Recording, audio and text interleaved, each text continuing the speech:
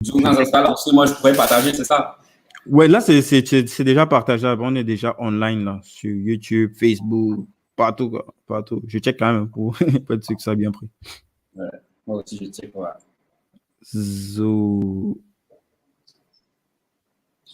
Sur Facebook, c'est good, c'est good, c'est good. Il y a déjà Patrick Kane qui a écrit qu'il attend, qu'il attend. Lui, il attend quoi.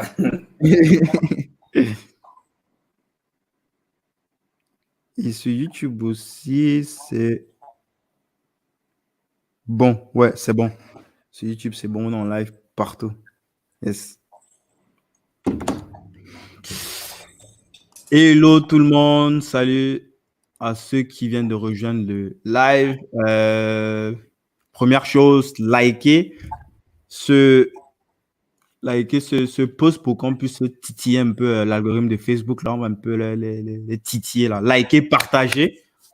On va aller chercher comme ça d'autres personnes grâce à vos rankings.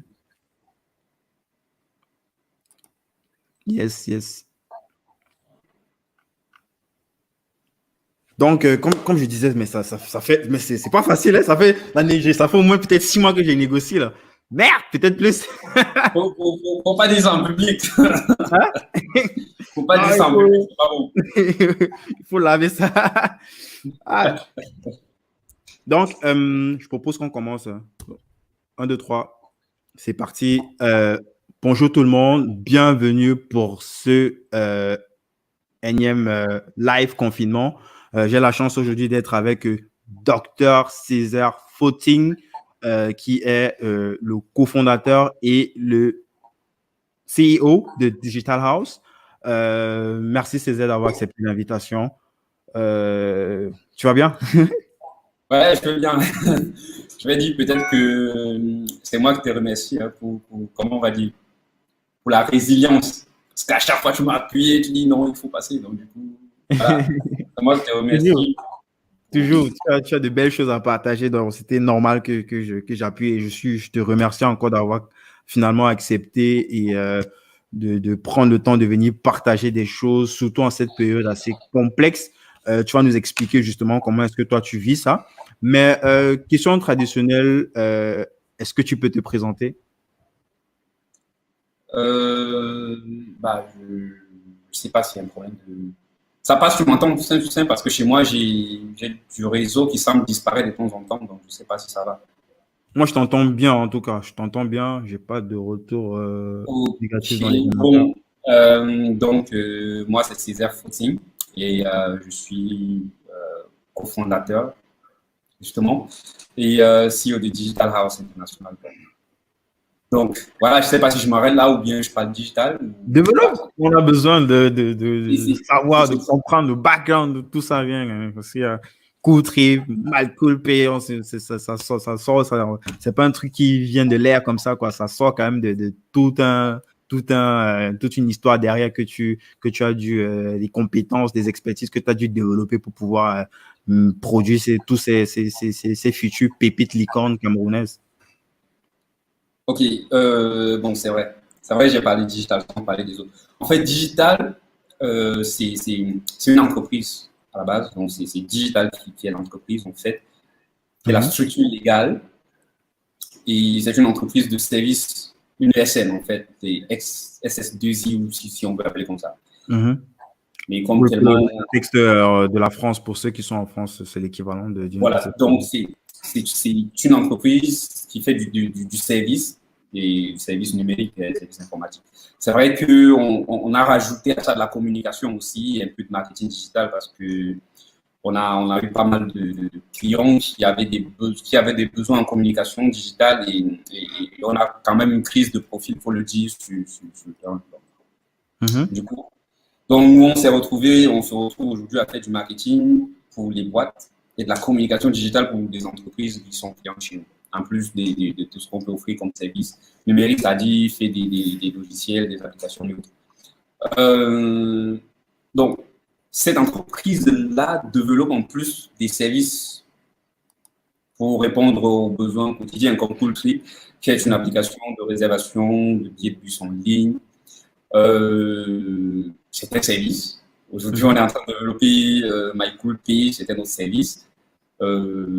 Voilà, c'est comme Nestlé, il y a pas mal de produits. Et après, demain, on peut développer un autre. Enfin, CoolPay, c'est le troisième produit. C'est vrai, il y a un deuxième dont on n'en parle pas. Et c'est pas encore le moment. On peut citer. Ah, ok. C'est pas encore le moment, mais CoolPay, c'est pas c'est pas le deuxième produit. La boîte, c'est le troisième parce que le deuxième, est plus corporate et c'est plus pour les entreprises. Voilà. Du B2B. Et, Ouais. voilà. Et c'est une solution SaaS qui est un produit de la boîte dont on reviendra dessus. Normalement, à cette date, on devrait déjà être en train de parler de ça s'il n'y avait pas Corona, mais malheureusement, Ouais, pas, effectivement. on a bougé pas mal de trucs et on y reviendra dans un futur, enfin à la fin de Corona, peut-être 2-3 mois après, pour parler du deuxième bébé qui va se présenter en troisième. Bon, bref. Effectivement. Césaire, est-ce qu'on peut qualifier Digital House International de sorte de comment je vais dire ça? Startup studio, tu vois, une sorte de méga boîte à la roquette Internet qui produit des petites boîtes, enfin, en devenir des licornes.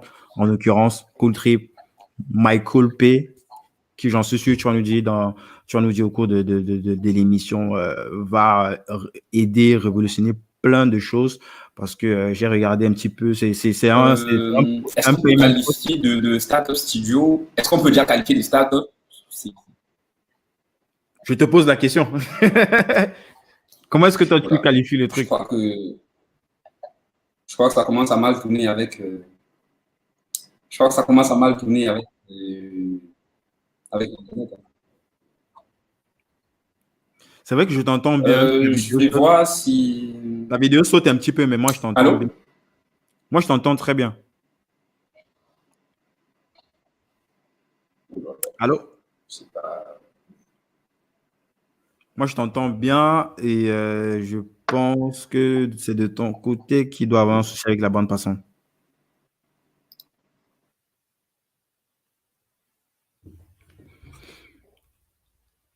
Et oui, ce sont les aléas du direct. Ouais, c'est ça, c'est un petit peu chaud au Cameroun.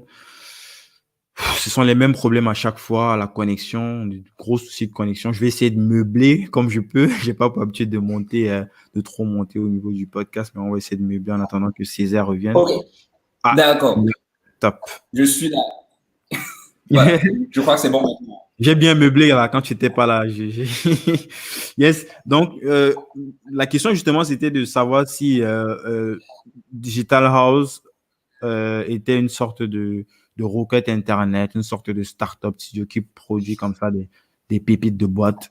Comment est-ce que tu qualifierais cette structure? Enfin bon, peut-être que c'est trop dit, mais on n'est pas loin de ça, hein, parce qu'après, les micro-solutions que nous on a aujourd'hui, demain peuvent devenir des boîtes après, indépendantes. Mais aujourd'hui, déjà vu toute la difficulté qu'on a à monter une boîte localement, on ne peut pas s'amuser à avoir 15 structures légales, enfin 15, comment on va dire, 15 personnes morales, comme ça, ou 3, 4, comme on le fait facilement ailleurs. Ailleurs, on crée une boîte sur Internet et puis c'est bon, quoi.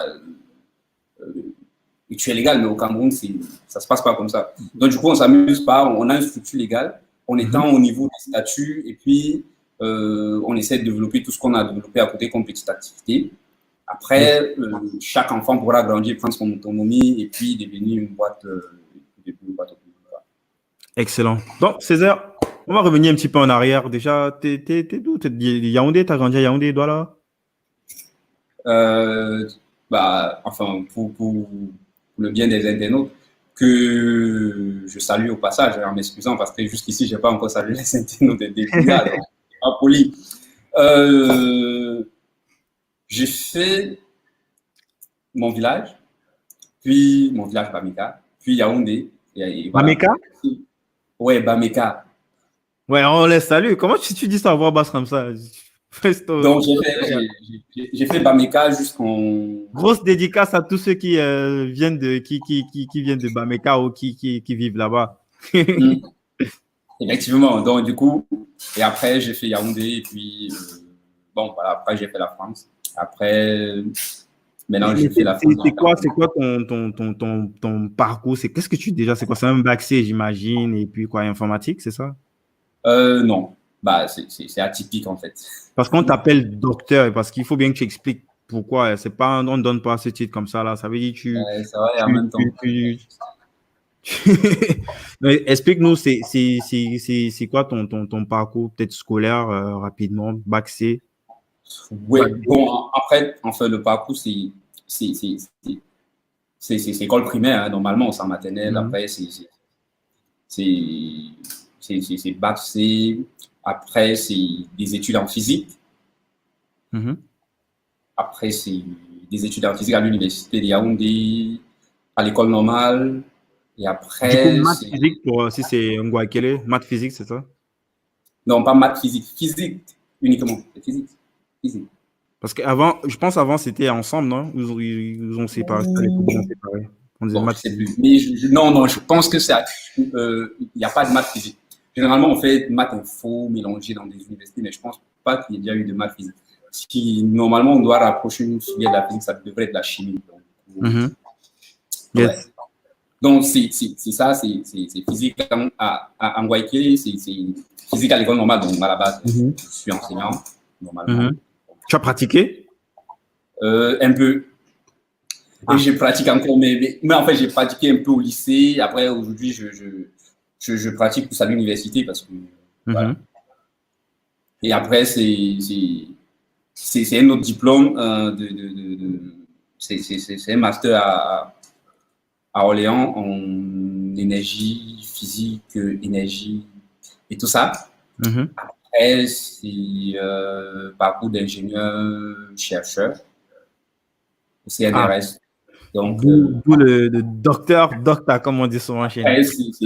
Voilà, c'est un doctorat après de physique. Mais seulement que le doctorat en physique, c'est un doctorat en physique numérique, si on veut, comme ça. Parce que c'est la physique où pendant tout le temps, j'ai travaillé plus sur du cloud computing, des choses comme ça, programme, calcul, haute performance, et des choses comme ça. Voilà. Et c'est vrai, avant, j'avais quand même déjà un goût pour l'informatique. Donc, pendant tout ce temps, j'ai passé au CNRS à faire de la recherche sur tout ce qui est calcul haute performance. J'ai développé vraiment des compétences et j'ai complété maintenant parce que là, je comprenais, je travaillais sur l'informatique, j'écrivais des programmes quand même, les plus complexes parfois. Et derrière, donc, j'ai fait une autre formation en ingénierie informatique. À Sciences Lyon. Là, maintenant, c'est différent, c'est expertise en ingénierie informatique, en fait. Voilà. Dis-nous, on a ce qu'on fait. Après, bon, on s'arrête là et après, il y a plein d'autres choses que j'ai fait, mais en passant comme ça. Est-ce que tu exerçais un petit peu sur Lyon ou après ton diplôme, tu étais directement Non, sur Lyon, en fait, c'est un parcours complètement en ligne. Ah, tu as fait complètement en ligne? Ouais, je l'ai fait pendant que je bossais, c'est-à-dire pendant que je bossais. Ah, ok. Et est-ce que là, là, on n'est pas encore dans l'histoire de Digital House. Tu étais tu bossais en entreprise? Ouais, non, je bossais au CNRS. Le CNRS, c'est le Centre national en France de la recherche scientifique. Ok. Ouais. Et après, qu'est-ce qui se passe? Est-ce que tu avais la possibilité de continuer de bosser là-bas en ayant fini en parallèle ton truc en ligne, en ayant fini ton formation en ligne? Moi, je n'avais pas fini de bosser. Donc, voilà. Ça veut dire En fait, je combine maintenant quand même pas mal de choses. C'est-à-dire que part-time, je coupe comme ça, je jongle, je fais un peu de digital, je suis au Cameroun, je n'ai pas fait de la prospection des tickets, après je cours, je rentre en France, je fais deux petits trucs, je reviens au Cameroun, bon bref. Et l'idée, c'est d'obtenir, c'est quoi, qu'est-ce que tu pourrais potentiellement obtenir à la fin de cette formation-là? En fait, non, c'est pas la formation, c'est du boulot. Ce que je veux dire, aujourd'hui, quand même, on n'est pas… C'est le boulot, ça, là-bas, tu travailles. Ouais, je ne me forme plus, en fait. Je ne me forme plus. Ok. Je pense que les yeux. On n'est jamais vieux pour apprendre. On n'est jamais vieux pour apprendre. Non, mais attends. Pour ce qui concerne le CNS, c'est un truc que tu peux arrêter à ta guise, reprendre et arrêter à ta guise comme ça, ou c'est quoi? Vous avez une sorte de cachet, c'est un peu comme les professeurs où tu peux aller en retraite, après tu reviens. Comment est-ce que c'est techniquement possible? Si, Euh, que tu le fais, mais bon, tu peux nous expliquer. En fait, non, c'est pas techniquement possible. Enfin, tout dépend. Hein. Tout dépend. Ça dépend de ce sur quoi tu travailles, comment tu travailles. Est-ce que tu as commencé des projets que tu n'as pas finis? Est-ce que, en fait, voilà, ça dépend. Yes. Par exemple, actuellement, enfin, le projet que moi je commençais en 2015 n'est pas complètement terminé. Donc. Mm-hmm. Ce sont des trucs que tu peux continuer en remote où il faut absolument être là. Bon, c'est la recherche. Parfois, il y a des éléments qui physiques. Je sais pas, je spécule. Mais disons que je m'éloigne quand même de plus en plus. Et voilà. Après, je m'éloigne de plus en plus parce que de plus en plus, je me concentre sur le digital. C'est où on veut arriver. Si on continue à faire X, Y aujourd'hui, c'est parce que de toutes les façons, on n'est pas encore rentable. Donc, si on n'est pas rentable et puis il faut soutenir financièrement l'aventure. Effectivement. On va dans le vif du sujet. Parle-nous un petit. Est-ce que tu peux me parler du jour 1 de Digital House? Comment est-ce que tu lances ce truc-là? Comment je lance? Bon, moi, je ne veux pas raconter les histoires comme on fait du storytelling, hein, genre. C'est pas du storytelling, c'est un échange, quoi. C'est juste qu'il y a des personnes Voilà. il y a des personnes qui nous espionnent là, qui regardent sur les réseaux. On est non, on a deux, quoi. C'est encore. Bonne question. Mais en fait, digital, au départ, c'est pas digital, je voulais lancer. C'est pas digital qu'on voulait lancer, on voulait faire Cool Trip. Mais on a observé. Après, vous avez créé une boîte qui a porté Cool Trip et qui s'est donc préparé à porter d'autres petites boîtes après. C'est ça? Non, on a travaillé longtemps sur le projet de Cool Trip. On a créé plus tard digital. Donc, au fur et à mesure qu'on travaille, on se rendait compte parce qu'en fait, quand on veut lancer, l'idée à la base, c'est de lancer Cool Trip. Uniquement. Ouais. Sur le modèle de tout le monde des boîtes occidentales qui lancent un produit. Mais seulement, après, on s'est rendu très vite compte qu'on a un problème. On a un problème, c'est en fait, quand tu échoues ailleurs et que tu reprends, généralement, c'est facile et c'est simple de se relancer. En fait, c'est même exaltant. Voilà, j'ai lancé une. On a dit aux États-Unis, tu as appelé, wow, j'ai appris, donc je lance une deuxième. Mais chez nous, ce n'est pas le cas. C'est-à-dire que si toi, tu m'as filé tes 500 000 d'investissement, et moi, je viens de dire, j'ai échoué, je dis, mais non, j'ai appris, je me remets dans une autre aventure, tu me chicotes. Ça, c'est ça le Camerounais. Mais c'est intéressant. C'est un point que moi, voilà, je ne savais pas. On s'est dit, OK, de toutes les façons, il faut lancer quelque chose. Il ne faut pas lancer quelque chose qui va mourir du jour au lendemain, peut-être parce qu'on avait mal vu le marché et tout de suite, la boîte échoue. Tout le monde dit, OK, on ne peut pas réussir au Cameroun, ça décourage les autres derrière et ainsi de suite, et ainsi de suite. Donc, on s'est dit, OK, il ne faudra pas qu'on crée Cool Trip. Ça ne sera pas Cool Trip. Cool Trip sera le produit et ça sera chapeauté par quelque chose qui, de toutes les façons, ne va pas mourir. On va tout faire pour que ça ne meure pas. Donc, c'est digital, en fait, qui est censé ne pas mourir. Mais ce modèle-là, tu l'as eu, je veux dire, c'est pas quelque chose qui vient naturellement, forcément. Comment est-ce que en fait, c'est quand on a commencé à on a commencé à travailler, parce que Cool Trip, si tu veux, on l'a lancé en 2019, mais c'est quelque chose qu'on fait depuis 2016, en fait. 2016? Ouais. Les premiers contacts. Parce qu'aujourd'hui, c'est vrai, quand on voit, aujourd'hui, on travaille avec deux compagnies,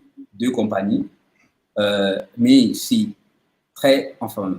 les premiers contacts qu'on a eus, pour commencer à parler du projet, de Cool Trip, de machin, ce sont des histoires de 2016. Et c'est incroyable. En 2019 que ça se met en place, quoi. Ça dit, ça se fait pas du jour au lendemain. Donc, c'est 2 contrats qu'on a, c'est quoi? C'est 4 ans de travail. Après, on a fait pas mal de travail. Donc, après, c'est possible qu'on ait 10 contrats d'un coup, en même temps. Et aussi, voilà. On a commencé à travailler en 2016 et après, on a lancé en 2019. Donc, c'est pendant tout ce temps que, au départ, si on créait le premier mois, on aurait créé Cool Trip. Donc, autour de 2017, on s'est rendu compte qu'on ne pouvait pas faire Cool Trip, on devait faire digital. En 2018, voilà, on a fait digital. Ah, c'est vrai que c'est plutôt malin et en plus, ça laisse quand même la liberté de faire plein d'autres choses sans être tout le temps, sans être fermé sur l'étiquette cool trip, cool trip, cool trip. Bon, effectivement. Donc, si, enfin, on a jugé que c'était une stratégie comme ça. Après, on peut passer à côté. On n'a pas la science infuse, donc peut-être qu'on peut passer à côté. Mais nous, on a pensé que c'était comme ça. Et aujourd'hui, quand on regarde un tout petit peu le paysage, on voit Jumia, c'était Jumia. Ils ont fait. Jumia, c'est pas Jumia. Jumia, c'est Rocket Bon, Internet. bon, bref, C'est presque la même stratégie que toi. Itch. Non, je vais arriver. Itch, c'était Itch, tu vois un peu. Là, ils ont fermé. Bi de Monsieur Bi de Patrick, c'est le groupe Bi. Ils n'ont pas fermé. Parce qu'en fait, c'est pas une seule activité. Ils sont capables de jouer sur des petits trucs. Et en fait, c'est comme ça. Quand on regarde dans le paysage camerounais, on se rend compte que même celui qui est enseignant de lycée fait les répétitions au quartier, a une petite boutique quelque part, fait ici. C'est comme ça qu'on arrive à s'en sortir. Et du coup, si tu te mets dans une activité, et tu restes sur l'activité, ça risque d'être très difficile. Je prends un cas simple. Aujourd'hui, par exemple, avec Cooltube ne fait même pas les 10% de notre marketing, n'est pas 1% de notre chiffre d'affaires. Voilà. Donc, on aurait fermé depuis.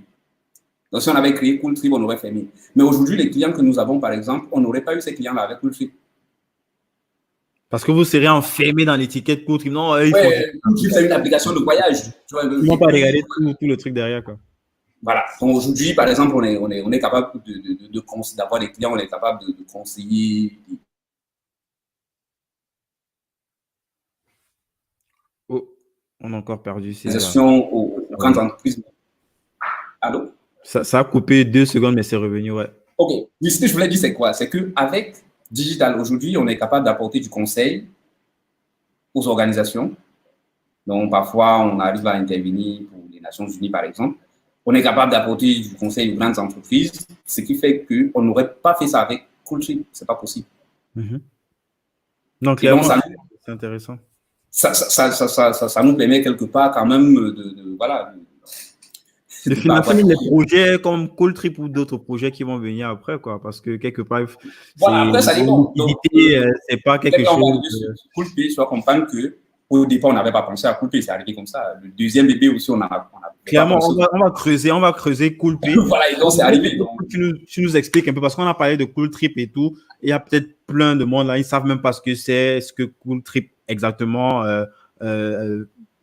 fait comme activité, tu vois, ils ont pas forcément. Est-ce que tu peux nous raconter un petit peu, déjà même l'idée de Cooltrip, c'est quoi? C'est une expérience personnelle ou bien c'est ton aventure peut-être ici en France, je sais pas. Bon, si tu veux bien, je vais raconter le truc exactement comme voilà. C'est ce qu'on veut, hein? Ouais, enfin, voilà ce qui se passe. On va pas faire de. J'ai vraiment pas envie de faire le storytelling parce qu'en fait, ça ressemble tous les storytelling. On a l'impression que ça donne la même chose en fait. On a l'impression que c'est maman qui était machin comme ça. Mais sinon, il n'y a pas de souci. En 2000, c'est pas le journal de TF1 ici, gars. Nous, on est entre nous. C'est que les gens qui nous écoutent ce qu'on dit, quoi. En 2010, tu vois un peu. En 2010, j'ai perdu ma maman et comme d'habitude, on allait souvent de temps en temps au village. Et quand je l'ai perdu, on devrait effectivement se rendre au village. Et c'est une histoire comme ça, mais ce n'était pas la seule fois, mais je prends celle-là parce que c'était marrant. Et quand on arrive à l'agence, enfin, au carrefour Biémassi à Yaoundé, donc il faut aller, à tout prix, il faut être au village le matin, tout est plein, les bus sont pleins, on va à Général, c'est plein, Binam, c'est plein, on tourne à côté Trésor, c'est plein. Et puis, on revient au niveau de Binam, on négocie avec le chauffeur, il nous balance là, on s'assoit aux escaliers, comme à l'époque. On fait Yaoundé, Bafoussam, aux escaliers la nuit. On arrive le matin, c'est complètement plein, quoi. Et imagine comment tu voyages sur une roue avec tous les nids d'oiseaux que tu peux imaginer, la nuit, 5 heures ou 6 heures de temps pratiquement, aux escaliers d'un bus. D'un bus, déjà, vous êtes surchargé comme dans la sardine et tu es aux escaliers. Donc, c'était tellement frustrant, mais ce n'était pas là l'élément le plus frustrant, en fait. L'élément le plus frustrant, c'est que plus tard, on se rend compte que le même soir, ceux qui partaient de carrière voyageaient dans des bus qui n'étaient pas pleins. Tu vois un peu. Donc, et bon, mais ça ne m'a pas choqué tout de suite. Hein. Ça ne m'a pas choqué tout de suite parce que, voilà, ça ne me disait rien. Ça ne me disait rien du tout. C'est plus tard quand je suis en France et que je commence à utiliser Blablacar, que ça commence à me passer par la tête. Ah, mais tiens, est-ce que si on avait un truc comme ça? Mais effectivement, à l'époque, il n'y avait pas. Donc, je commence à réfléchir qu'est-ce qu'on fait? Est-ce qu'on ne peut pas faire un truc comme Blablacar où les gens checkent ce qui est disponible, ce qui n'est pas disponible par rapport à cette histoire? Et quand je commence à réfléchir, tout ce que je vois, c'est les bus tout de suite parce que j'avais ce petit truc-là qui était resté. Bon, mais seulement je savais écrire des programmes, mais je ne savais pas développer et faire une application. Et donc, voilà d'où vient l'histoire de je me mets à la formation en ingénierie informatique, en fait. Parce que quand j'ai vu, je commence à contacter les gens et je dis, est-ce que tu peux me faire un truc, est-ce que vous pouvez me faire une application dans ma chaîne? On commence à me sortir des prix là qui. Je vais faire ça moi-même. Je vais faire ça moi-même. Donc, c'est un peu ça. Trop ouf, trop ouf. Et voilà comment je me mets dans la formation en ingénierie. Et là, pendant que tu fais la formation, tu bosses, tu appliques en fait ce que tu fais dans la formation sur Cooltrip ou c'est genre tu vas jusqu'à un certain stade avant de commencer à travailler sur Cooltrip?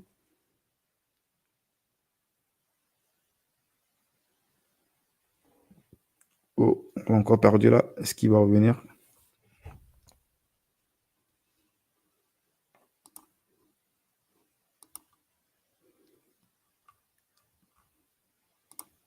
Est-ce qu'il va revenir? That is the question. C'est pas évident, hein, ça fait partie du télétravail. Okay, donc, ça a un petit peu coupé, c'est sûr que tu t'es même pas rendu compte. Mais en fait, j'étais en train de me poser la question de savoir si tu as, si tu appliquais en fait les trucs de ta formation directement sur le produit Cooltrip ou tu allais jusqu'au bout avant de commencer à travailler sur Cooltrip? Bon, en même temps, je bossais, donc du coup, je le faisais sur mon temps libre. Voilà. Je faisais la formation sur mon temps libre et je travaillais sur tout sur mon temps libre. Voilà. Yes. Donc, la première version qui a tourné jusqu'à il y a 2 mois, c'est moi qui l'ai développé complètement. Donc, ah, ça veut dire, ensuite, tu as dû recruter des personnes ou tu as des personnes qui t'ont rejoint dans l'aventure pour oui, effectivement. Donc, maintenant, on a une grosse équipe et on a une équipe de presque 15 personnes. Donc, c'est quoi les profils? C'est pas juste des développeurs, j'imagine. Oui, il y a tout le profil. Il y a les développeurs, il y a des gens qui s'occupent du marketing, il y a ceux qui font du service client, il y a ceux qui font de la communication. Voilà. Bah, c'est intéressant tout ça. Et parce que comme j'ai dit, c'est que nous, on fait du conseil aussi. Donc, enfin, on fait du conseil, on fait de la prestation de service. Donc, on a besoin des profils pour travailler sur des projets. Et c'est de façon opérationnelle ou c'est juste du conseil, vous arrivez comme ça dans des boîtes, dans des grands comptes et puis vous donnez du conseil ou vous êtes opérationnel, vous mettez les mains dans le cambouis? Ma question est claire.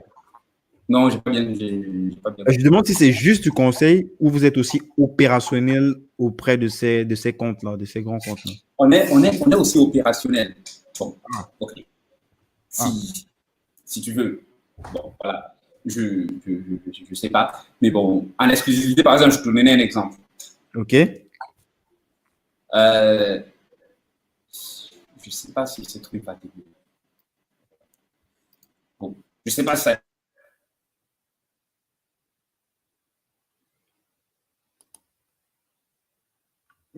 Internet, putain, Internet du Cameroun.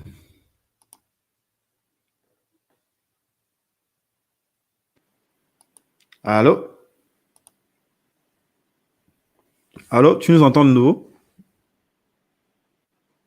Allô? Oui. Enfin. Allô?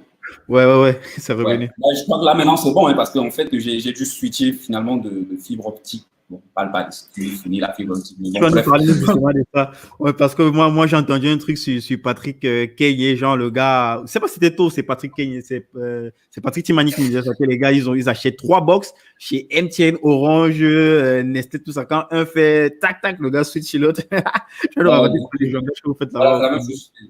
Donc, si c'est ce qui est visible de tout le monde, par exemple, par rapport à ce que nous on fait, Ouais. ce qui n'est déjà pas perfectible parce qu'il y a quand même encore pas mal de choses à faire. C'est pourquoi aujourd'hui on a une crise, bon, en fait.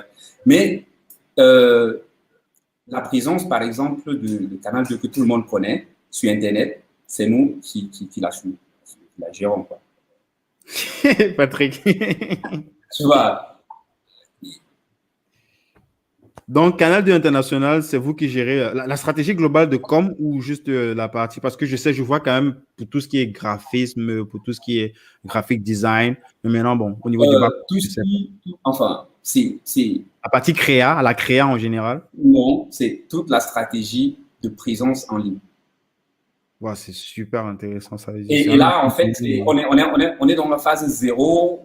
Après, on va passer à la phase, c'est pas étape, parce qu'après, c'est très compliqué pour des boîtes qui sont déjà super implantées depuis des années, à arriver, parce que là, la transformation digitale, ça passe, il y a beaucoup de choses à voir, il y a le mindset, il faut passer étape par étape dans la structure, il faut. Les Donc, personnes aussi, parce que ce sont des personnes depuis 10 ans, 20 ans, déjà les habitués, ne veulent pas forcément qu'on les voilà, donc emmène. ça prend du temps, mais ça, on met ça, on est en train de mettre ça en place. Et puis, voilà, on essaie de faire des progressions, mais tout que ce soit, enfin, par rapport à l'opérationnalité, donc l'opérationnalité, c'est chez nous, la stratégie, c'est chez nous. Donc, voilà, c'était un exemple. Après, on a plein d'exemples comme ça. Donc.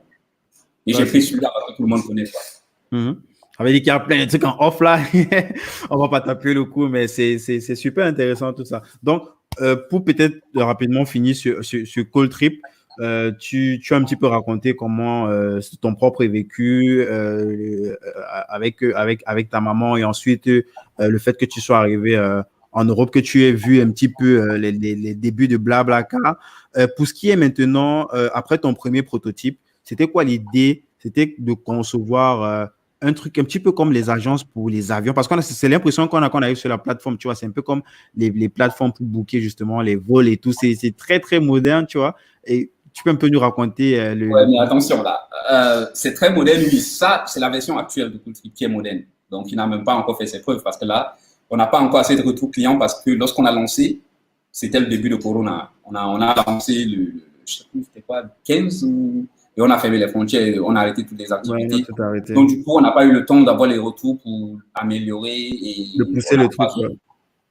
Voilà. Mais sinon, on est parti d'une version qui était la première que j'ai développée, qui n'avait pas de design, qui était toute moche, mais qui nous a quand même permis de faire, voilà, d'avoir plus, on a eu plus de 20 000 utilisations, comme ça. Et, mais ça nous a permis de comprendre.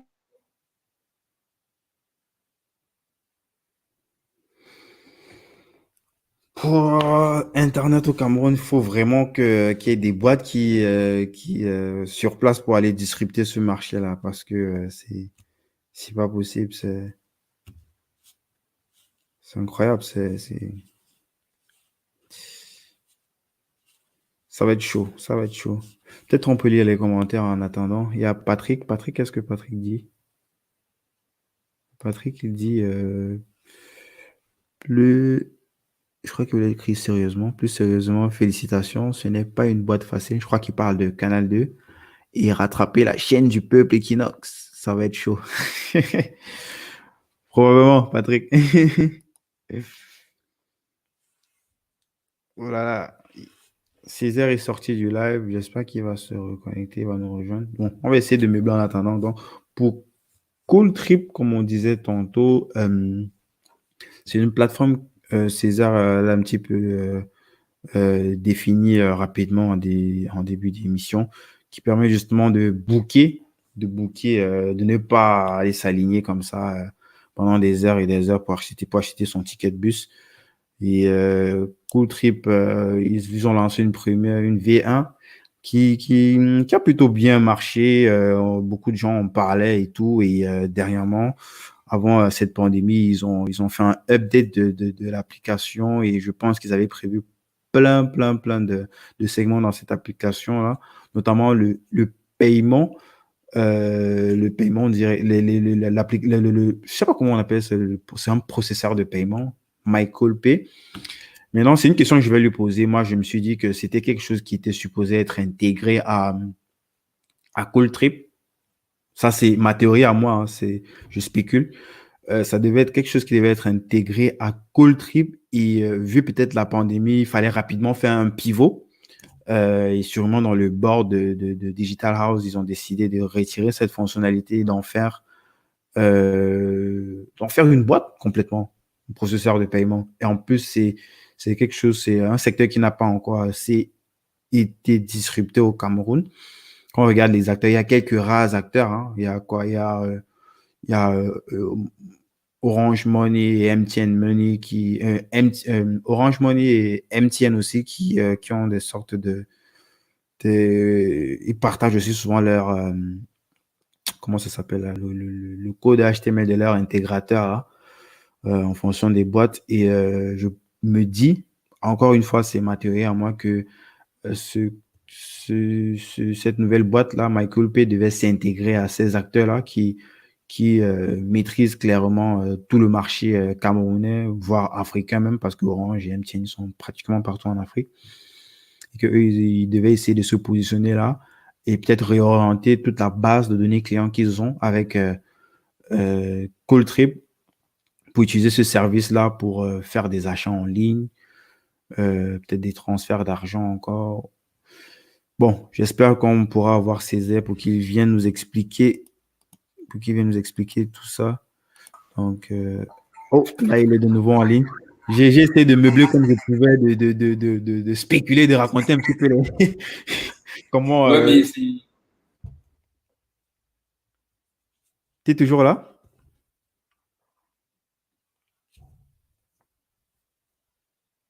Ça va être chaud, ça va vraiment être chaud là. Ça va être chaud. Ça va être chaud. Bon, en attendant qu'il vienne, je vais continuer mes spéculations, je vais continuer de spéculer.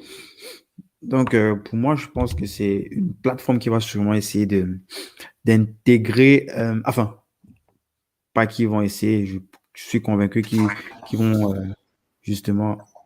Oh, est-ce qu'on écoute là, César? ouais, j'écoute. Mais bon, un peu. Malgré le switch, ça fonctionne toujours pas. On dirait que c'est tous les réseaux qui ne fonctionnent pas ce soir. Donc. C'est le Cameroun. Je disais même en off là que il fallait que certains gars viennent disrupter ce marché de la téléphonie là qui est complètement fermé. Je sais pas. Est-ce que quelqu'un peut tirer lui-même sa propre fibre optique là pour amener ça au Cameroun? Ça coûte Mais je crois que si on avait quelqu'un qui offrait de la bonne data, je crois que le gars vous ferait tout le marché. C'est incroyable. Bah, Tu ne peux pas imaginer. Tu peux pas imaginer combien de fournisseurs on a ici, des filles. Je pense que c'est un truc fermé, tu vois. Et peut-être qu'il faut, on appelle ça ici chez nous la vitamine B, la vitamine BTO. Donc, il faut avoir quelqu'un peut-être qui te permet d'avoir le cachet pour rentrer dans cet univers-là. Je me dis que c'est fermé, il ne laisse pas tout le monde rentrer, ce qui fait que c'est difficile d'avoir même les plus engagés qui peuvent rentrer, disrupter ça. C'est compliqué. Compliqué. Parce que là, je sais que c'est Camtel qui est le seul distributeur, que ce soit Orange ou MTN, ils doivent passer par Camtel pour pouvoir avoir le cachet pour distribuer. Et c'est compliqué, quoi. Quand il n'y a pas un acteur, un nouvel acteur qui met la pression aux autres, ils ne vont pas forcément chercher à s'améliorer, quoi. Ils n'ont pas de pression. Ok, bah du coup, on peut essayer de continuer. Voilà. Yes, clairement. Moi, j'ai spéculé pendant que tu étais off là. Sûrement, tu vas démentir ou bien tu vas casser tout ce que j'ai. Peut-être c'était de la merde que je racontais là. J'ai spéculé sur MyCoolPay, mais peut-être on va terminer sur Cooltrip et switcher sur MyCoolPay. Donc, qu'est-ce qu'on disait tantôt par rapport à Cooltrip? On a déjà défini un petit peu comment est-ce que tu as lancé tout ça. Vous avez lancé une sorte de V2, mais vous n'avez pas récolté assez de feedback, justement à cause de cette pandémie-là. C'est quoi l'impact? Ça veut dire Cooltrip, c'est mort ou Cool Trip, c'est en pause, ça va se relancer lorsque les choses vont, avec le temps, de plus en plus continuer de marcher. C'est quoi la suite de Cool Trip aujourd'hui? Bon, ok. Déjà, en fait, Cool Trip n'est pas en pause. Ça veut dire que si vous allez sur Cool Trip aujourd'hui, vous achetez un billet. Déjà que, voilà, ça aide aujourd'hui dans la mesure où, au lieu d'aller en agence, attendre 2 heures ou 30 minutes même pour avoir un billet, ce qui fait que plus tu restes où il y a des gens, plus les risques de contamination sont élevés. Tu peux toujours prendre ton billet sur Cool Trip aujourd'hui, arriver à l'agence, aller juste dans le bus et puis partir. Donc, tu n'as plus le temps à t'asseoir sur des chaises, à attendre, t'aligner et puis voilà. Donc, il joue même encore mieux son rôle aujourd'hui Voilà. qu'avant par rapport à la pandémie. Il a un rôle plus pour éviter justement la propagation du virus. Si les gens ne s'alignent pas en agence, c'est qu'ils viennent juste pour rentrer dans le bus en respectant bien sûr les mesures qui ont été assignées par l'État. Il est en plein dans son rôle, quoi. Il est en plein dans son rôle social aussi. Voilà. Donc, maintenant, est-ce que par rapport à la taille, parce qu'en fait, on est sur un marché où la réservation en ligne aujourd'hui, ça représente 0,0001%. Voilà. Ouais, sur le marché de réservation, de vente de tickets, la réservation en ligne, toutes plateformes confondues, ça représente beaucoup de 0, quelque chose de pourcent. Donc, ça veut dire par rapport à ce marché-là et le trafic qu'on a aujourd'hui avec la pandémie, parce que les gens ne voyagent plus, il faut le dire. Le trafic qu'on a aujourd'hui, donc l'activité de Cool Trip, forcément, est impactée. Même si c'est plus dans son rôle aujourd'hui, mais l'activité est impactée. En même temps, nous, on ne peut pas faire beaucoup de campagnes pour encourager les gens à voyager. Même si on dit qu'à mon gens, voilà, si c'est nécessaire de voyager, il est préférable de prendre son billet sur Cool Trip, mais on ne peut pas faire une campagne pour pousser les gens à voyager parce que, voilà, l'idéal, c'est que les gens, voilà, les gens restent, enfin, les gens limitent au maximum les voyages, quoi. Donc, en fait, voilà, donc dans le service Cool Trip reste. Donc, la pandémie, ça a touché le secteur du tourisme, normalement.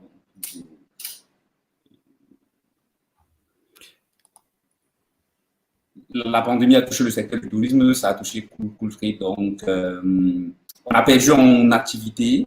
On n'a pas le retour qu'on souhaitait avoir à cette date, mais ce n'est pas forcément un souci en soi.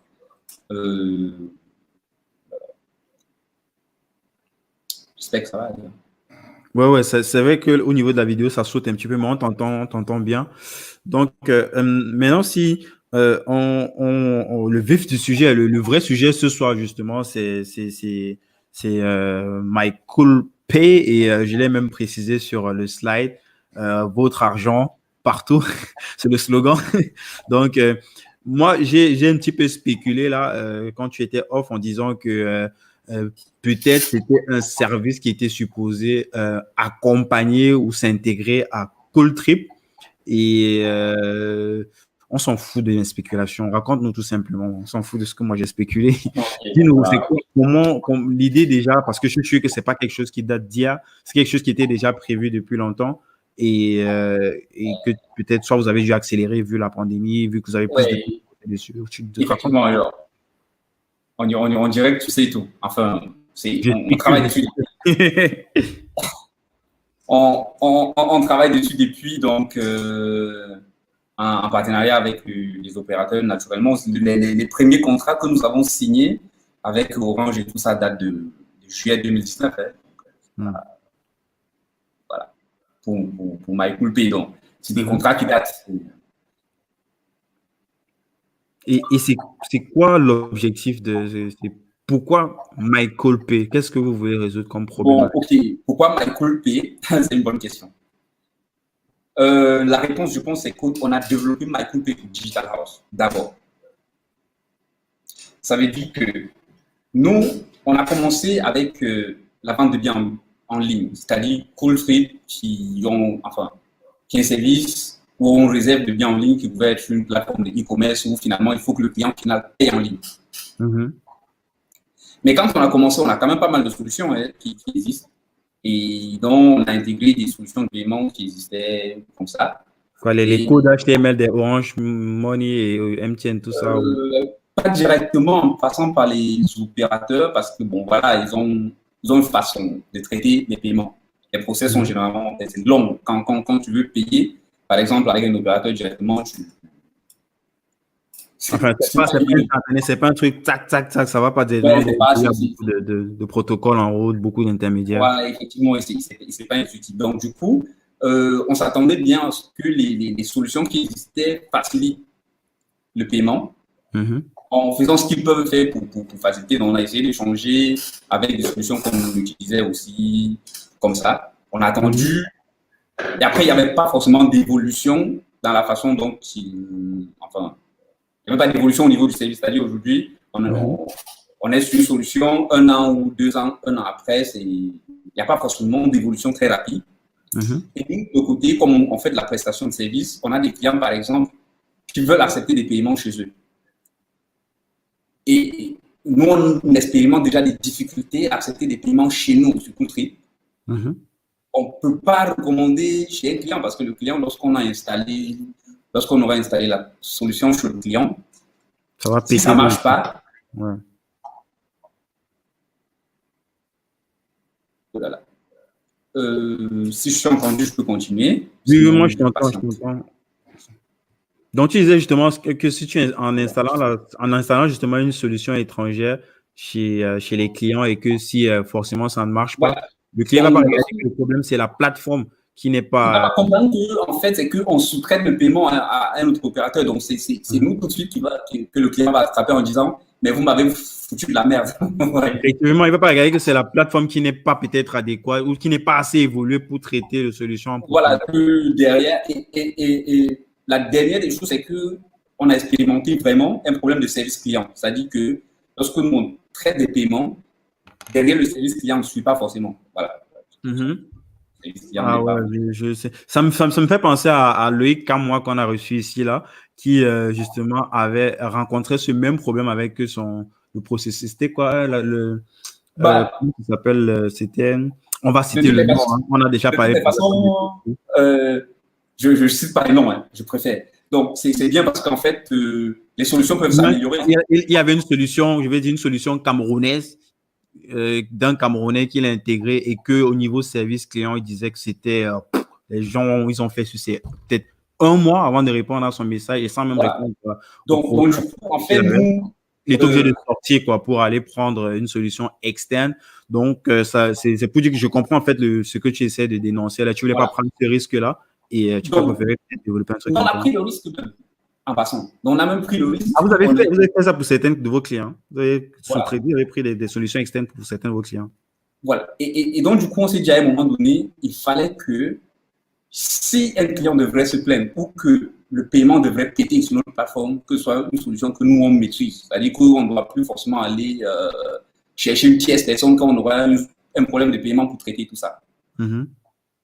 Et nous, on a développé CoolPay pour que ça réponde à notre besoin. Notre besoin de paiement, ça veut dire qu'on a d'abord développé CoolPay pour le paiement sur Cooltrip. Ah putain, j'ai réussi ma spéculation. C'est ce que j'ai dit en off, que j'avais le sentiment que c'était un truc qui était supposé servir en fait Cooltrip et que vous devez peut-être déployer plus tard, vu que ça fonctionne, ça a fait ses preuves pour vos clients, avec comme tiers de confiance Cooltrip où la solution fonctionne déjà bien. Voilà, donc après, c'est pas exclu que si ça marche pour Cooltrip, pourquoi ça ne marcherait pas pour X ou Z. Mais on l'a développé pour le besoin de Cooltrip. On l'a développé parce que on voulait répondre aux problèmes de Cooltrip. Je prends un cas simple. Un client achète son billet sur Cooltrip et paye avec un numéro Orange. Moi, je t'entends toujours. D'accord. Un client achète son billet sur Cooltrip et paye avec un numéro Orange, n'est-ce pas? Yes. Et 2 heures après, il appelle pour dire « je ne voyage plus ». S'il dit « je ne voyage plus », de toutes les façons, il doit être remboursé. Mais ce qui se passe aujourd'hui, c'est que pour rembourser le client, c'est une gymnastique. J'imagine. Maintenant, parce que l'argent n'est pas chez Cooltrip, l'argent est chez l'opérateur qui, pour répondre, va attendre des semaines et des semaines. Bref, mais c'est une gymnastique. Comparé aux solutions qui existent ailleurs, en France ou machin, où si un client paye sur ta plateforme et que tu veux rembourser le client, c'est un clic, il reçoit l'argent d'où c'est venu. Donc, avec CoolPay, par exemple, ce qui se passe, c'est qu'on a pas mal de clients qui réservent et qu'après ils disent que non, je ne voyage plus, même si on va prélever 500 ou enfin des frais d'annulation, faut qu'il soit remboursé, mais que le traitement se fasse de façon automatique, en gardant toute la traçabilité pour que la comptabilité n'ait pas à souffrir derrière et tout ça. Donc, pour que tu prends en charge tout ça, ce que actuellement, enfin, du moins, les solutions que nous, on a essayées, ne prenaient pas en compte. Même si parfois on a fait quelques mails pour dire est-ce qu'on peut avoir cette fonctionnalité-là et qu'on n'a pas eu. Donc voilà. Donc on a développé Coolpay pour nos produits, pour nos clients d'abord. Après, forcément, ça, les autres peuvent en bénéficier. Donc c'est ça. Effectivement. Tu peux un peu nous expliquer les différents segments sur lesquels cette solution-là peut être déployée. C'est quoi? On peut faire du paiement avec, c'est clair, on peut faire du mobile money, tu as cité Orange et MTN, mais est-ce qu'il y a des trucs avec des cartes de crédit, Mastercard, Visa, Ouais. American Express? Effectivement, on traite les paiements par carte bancaire, Master Visa. C'est très rapide d'ailleurs. Yes. Et l'idée, ça sera peut-être, est-ce que je pourrais utiliser cette solution sur, comme tu disais, tes clients, j'imagine, ça peut être peut-être des e-commerçants, quoi. Je peux mettre ça sur mon site internet et des clients qui viennent et puis ça qui met. Tu pourras mettre ça sur ton site internet à condition que tu sois enregistré au Cameroun. Ça veut dire que toutes les transactions sortantes de Cooltree, de Coolpay en fait. De Coolpay, ouais. Ça veut dire que ne sont que des transactions locales au Cameroun. Ça doit voilà, pas ça être... sort uniquement pour aller sur soit un compte bancaire local, soit un numéro Orange Money local, soit MTN, machin local, Mobile Money local, ou un compte. Bon, voilà. Par contre, on peut payer de partout. Ça veut dire que si je vends les billets sur Cooltree, et comme je sais que tu es gentil, par exemple, le mois prochain, j'ai une mission à Yaoundé que je dois payer mon bus, je n'ai pas d'argent pour payer. Toi, tu peux me payer ça depuis l'Allemagne, mais avec ta carte bancaire. De toutes les façons, ce n'est pas grave. Coolpay va traiter le paiement et l'agence va recevoir son argent au Cameroun. Et pourquoi est-ce que l'inverse n'est pas... C'est quoi? C'est la réglementation. Je sais que pour les institutions financières, il y a un bras de fer. L'inverse, on pourra traiter parce qu'en fait, aujourd'hui, on n'attaque pas le marché de façon globale. On répond d'abord à notre besoin. Le besoin, c'était au Cameroun. Lorsqu'on aura fini avec le Cameroun, c'est une question de réglementation. Après, digital, c'est l'entreprise digitale est une entreprise qui est légalement au Cameroun et légalement en France aussi. Donc, du coup, on peut très vite étendre à l'extérieur. C'est pourquoi on peut très vite traiter les paiements bancaires aussi. C'est super intéressant tout ça. Donc, là, je sais qu'il y a eu quelques difficultés avec le lancement. Est-ce que pour le coup, il y a une date qui a été fixée ou c'est... Ouais. Bon, en fait, ce ne sont pas vraiment des difficultés. On a quelques dernières. De votre côté, tout est good. C'est du côté des. Ouais, on a quelques dernières configurations. Et puis, il y a Orange ou MTN, enfin, qui avait besoin de petits détails, enfin, des détails techniques. Hein, c'est pas. Et ce soir, ils nous ont dit que tout était bon et que voilà, tout ce qui est au niveau de la conformité aussi, validation de la monnaie électronique au niveau de la BICEC, qui fournit la monnaie électronique au Cameroun et tout ça, que c'était bon. Donc, on peut, enfin, je crois, sauf. Mais normalement, ça sera opérationnel avant la fin de cette semaine. Ça peut être opérationnel demain ou ça dépend. Ouais, c'est imminent dans tous les cas.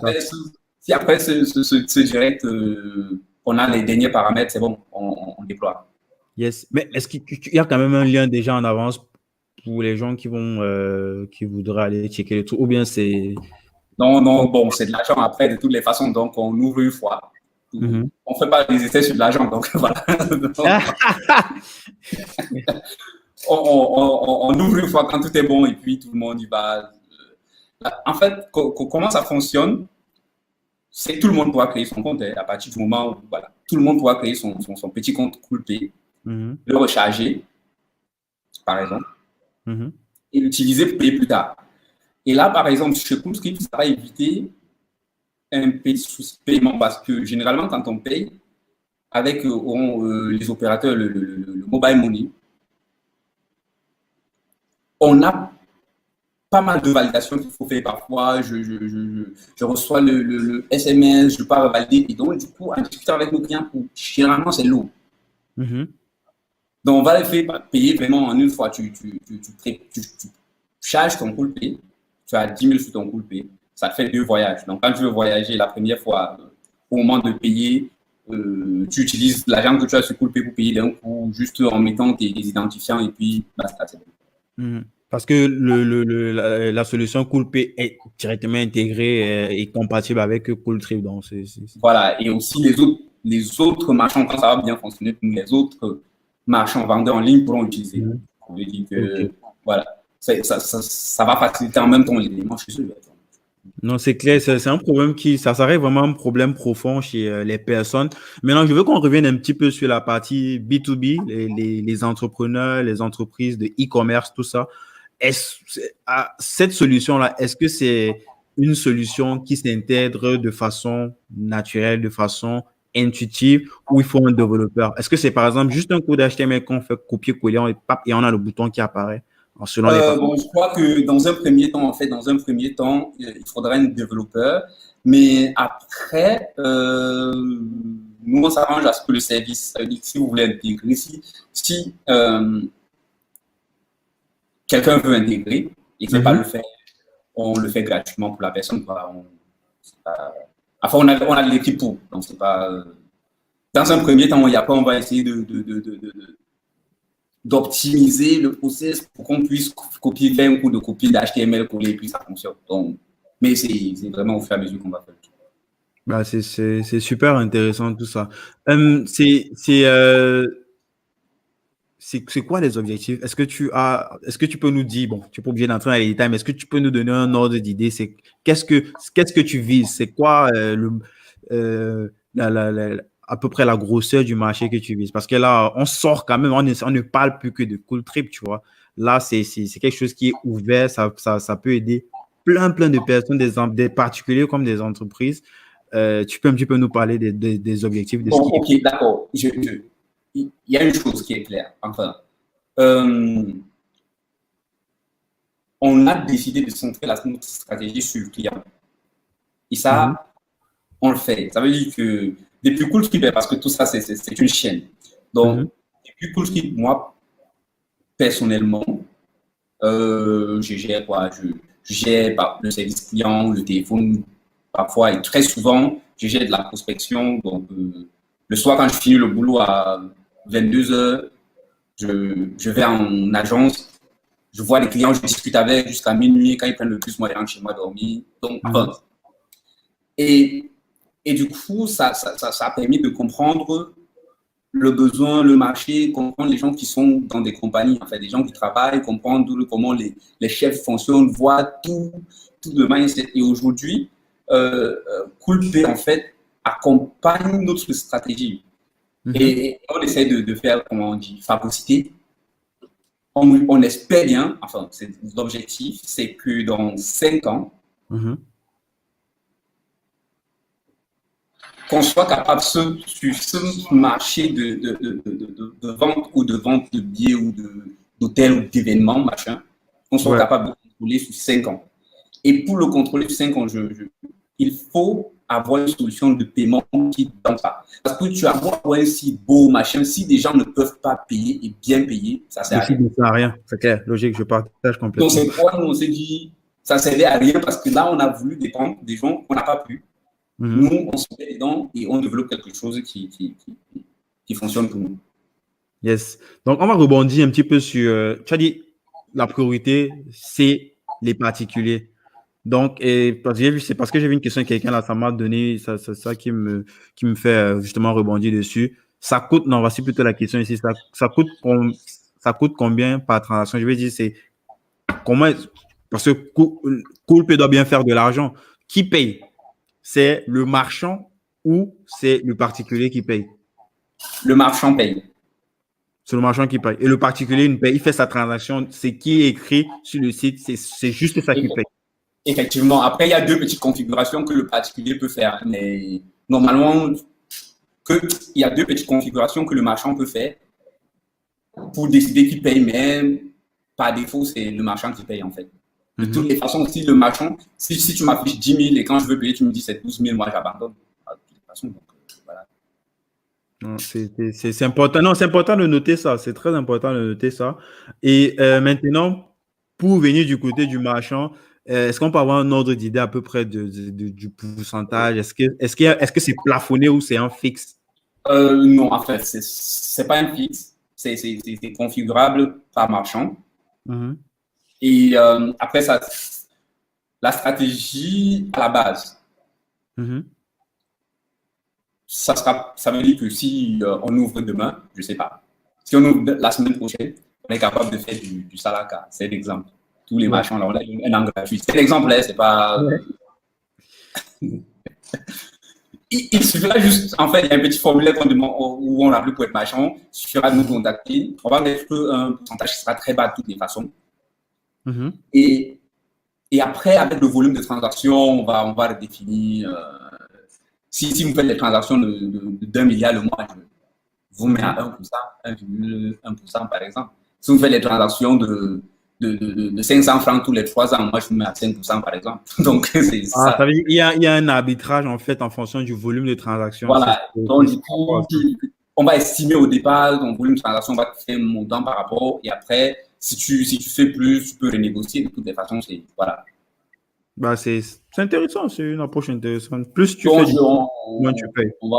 C'est négociable. C'est négociable. C'est un contrat entre deux parties, en fait. C'est un contrat entre le marchand et nous. Intéressant, intéressant tout ça. Tu peux, c'est combien de personnes pour ce projet-là? C'est là parce que c'est pas un petit truc.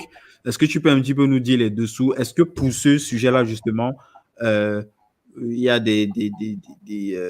t'as des personnes qui t'ont suivi dessus ou bien qui ont co-investi avec toi dessus parce que ça a dû demander quand même plein de ressources déjà pour lancer la bêta.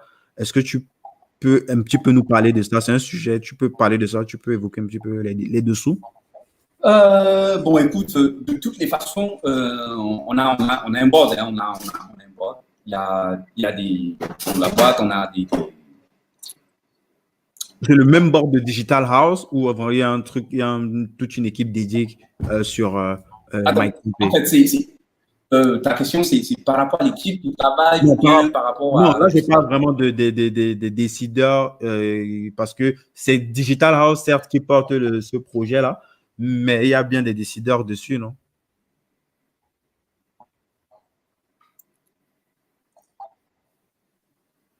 Allô? Tu nous entends toujours? Tu nous entends toujours?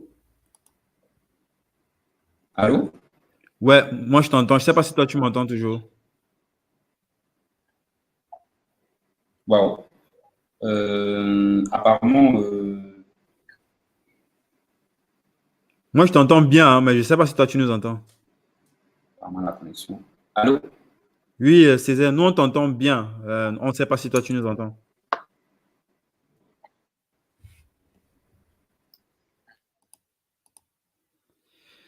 On espère que Césaire va revenir, sa connexion. C'est vraiment intéressant, mais malheureusement, on n'arrive pas à creuser le sujet sans que la connexion ne saute là, parce que c'est exactement, pour ma part, c'est un sujet, c'est une solution qui va beaucoup, beaucoup aider les e-commerçants, à mon avis. Césaire, tu es là?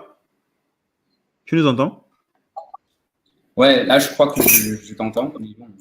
On cède aux caprices d'Internet. Hein, voilà. Ouais, on va gérer, on va Ok. creuser, échanger malgré tout ça.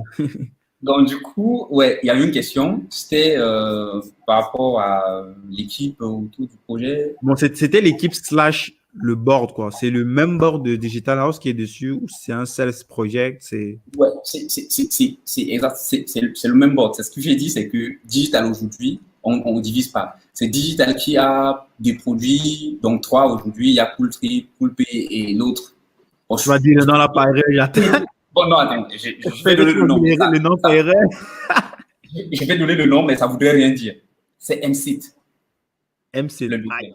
tu ne connais pas encore les gars qui sont allés, ils vont aller te criser, te sortir Ah bah non, ça, un non, dessus. c'est pas possible. Bon, bref, ok. Donc, Donc, il y a une équipe dédiée dessus ou ce sont les mêmes équipes de Cool Trip qui bossent dessus? C'est quoi? Comment ça s'est passé au niveau du fit? bon, on avait une équipe dédiée qui travaille depuis, comme j'ai dit, depuis l'année dernière. Mais on a quand même accéléré avec la pandémie qui est arrivée, parce que quand la pandémie arrive, on a quand même des projets qui ont traîné, que ce soit en Presta ou en machin. Et donc, du coup, on avait la possibilité de repivoter toute l'équipe de développement sur Coolpay. C'est pourquoi on a avancé très vite aussi. Donc, on n'aurait pas fini. Donc, on a avancé très vite et on a rajouté quelque chose qui n'était pas prévu aussi. Du côté de MyCoolpay ou de Cooltrip? Du côté de MyCoolpay. On a rajouté quelque chose qui n'était pas prévu, qui est le système de cagnotte. Donc, on a décidé de rajouter ça. Un peu comme ce que les laitiers font et tout ça pour pouvoir... Exactement. On a rajouté la même chose. Ça veut dire que pour organiser des cagnottes localement, comme ça, parce que vu qu'on avait déjà la solution de paiement, donc du coup, on pouvait collecter, on pouvait aider les gens à créer cette petite cagnotte, mariage, les gens cotisent et puis ils retirent leur sous sur place. Toujours avec les mêmes procédures de récupérer la cagnotte à la fin avec un mobile, avec un MTN ou un Orange Money. Avec un MTN ou un Orange où tu demandes où tu vis sur ton compte bancaire si tu en as pas. L'avantage reste toujours que la cagnotte, tout le monde peut contribuer. À travers le monde. Oui, même depuis l'Occident, quelqu'un peut payer avec sa carte, mais pour que ça reste au Cameroun. Voilà, on fait les conversions monnaie, machin là, bon bref, franc CFA, et après, tu retires. Non, c'est super intéressant, franchement. Et ça veut dire, pour revenir en fait sur la pandémie, en termes d'impact, par exemple, tu n'as pas mis des gens en chômage partiel ou tout ça, parce que tu as pu récupérer, tu as pu remettre les équipes sur le projet Coolpay, quoi. Il n'y a pas Bon, de toutes les façons, on a plus de projets que d'équipes. Enfin, on n'a pas suffisamment d'équipes pour répondre aux besoins qu'on a aujourd'hui. Donc, en fait, vous recrutez quoi? Ouais, en même temps, on ne recrute pas forcément parce qu'en même temps, il faut contrôler, il faut maîtriser les équipes, il faut maîtriser aussi les process. Parfois, on ne recrute pas seulement pour recruter. Comme Monsieur B le disait la dernière fois, quoi, à un moment donné, il y a des choses qu'on le fait soi-même. Voilà. On fait parfois pour comprendre. De comprendre en profondeur comment le truc se passe et ça sera plus facile de déléguer plus tard, quoi. Voilà. Il y a des choses où parfois on se dit, ouais, on a besoin de recruter, mais on ne recrute pas. On essaie de comprendre par nous-mêmes et après, on va voir le recrutement après. Donc, je crois que même si la pandémie, enfin, si la pandémie devrait encore durer, donc, je ne sais pas si ça décide d'aller jusqu'à la fin de l'année, mais les équipes, on ne devrait pas. Peut-être qu'on devrait plutôt se retrouver à recruter, ça dépend aussi après. Yes. Et c'est peut-être avant qu'on ait terminé le live, c'est vrai que j'avais encore tellement de questions, mais bon, il faut bien qu'on arrête. C'est quoi ton obsession aujourd'hui? Bonne question. En fait, mon obsession, il faut que je cherche, mais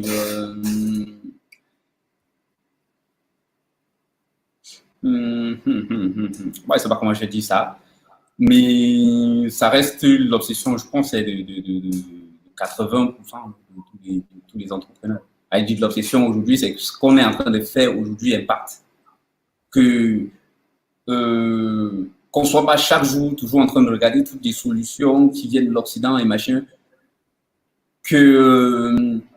Enfin, lorsqu'on parle de cagnotte aujourd'hui en ligne, que ce soit, voilà, tout le monde parle d'ITI. Bon, après, tout le monde parle de Uber à gauche, à droite. Faudrait bien. Maintenant, on a billet.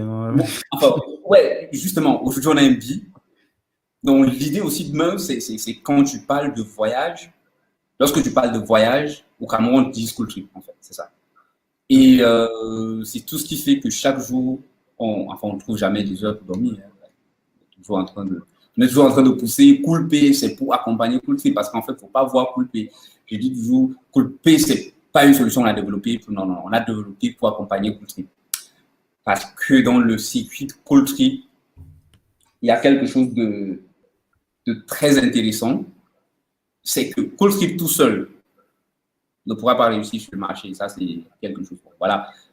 S'il y a des gens qui ont lancé ou qui devraient lancer un service de réservation en ligne au Cameroun, le service tout seul ne cartonnera pas, du moins pas maintenant en fait. Il faut accompagner ça par autre chose. Il faut un écosystème écosystème, quoi, tout un écosystème. Voilà. Et donc, tous les trois paiement principes que ou l'on a développés aujourd'hui permettent en fait d'accompagner Cool Trip. Même le deuxième, en fait. Le deuxième, ça permet toujours d'accompagner Cool Trip. C'est trois solutions qui permettent d'accompagner Cool Trip. Et qui ont été testées. C'est-à-dire, on a réussi d'une année. Ouais, chaque jour, on a essayé de tester. Donc, l'obsession aujourd'hui, vraiment, c'est que demain, quand tu débarques au Cameroun, qu'on te parle de Cool Trip à gauche, à droite, à gauche, à droite, à gauche, à droite. Yes. Est-ce que tu peux nous parler de ta pire nuit blanche de ces dernières semaines-ci? Peut-être Ouais, pendant bah, le on a les nuits blanches tous les jours. Hein. Si. Mais on a.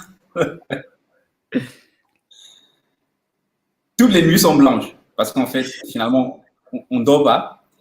Mais par contre, si vous voulez, je vais raconter une nuit, non, c'est pas une nuit. Une journée qui était blanche et amusante.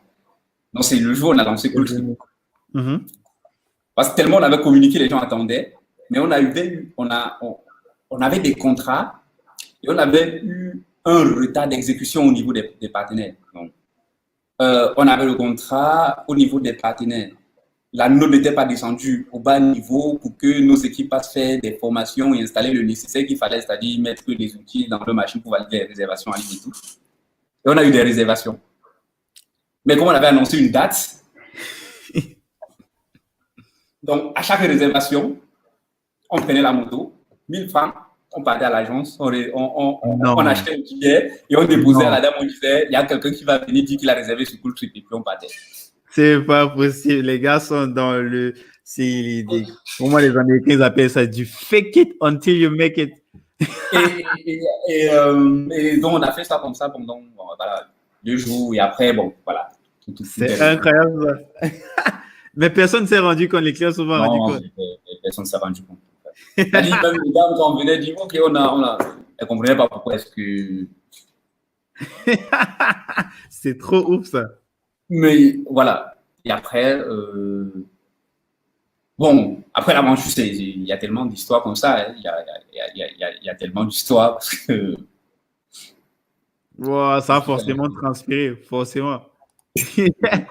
Non, c'est franchement intéressant tout ça. Merci beaucoup, Césaire, pour ce partage. On aurait pu rallonger parce que je sais qu'il y a plein d'éléments. Je sais pas, on n'a pas parlé de ça. Par exemple, la formation, je sais que tu aides plein de jeunes actuellement pour se reconvertir ou pourquoi pas se faire un cœur de métier sur les segments du digital, notamment le community management. On n'a pas parlé de ça. Est-ce que tu pourrais nous dire quelque chose par rapport à ça? Ok, je peux brosser ça rapidement. Voilà. Donc, comme je t'ai dit à la base, je suis enseignant donc, et formateur. Voilà. Et avant tout ça, j'ai eu à faire d'autres business avant, pas mal de business.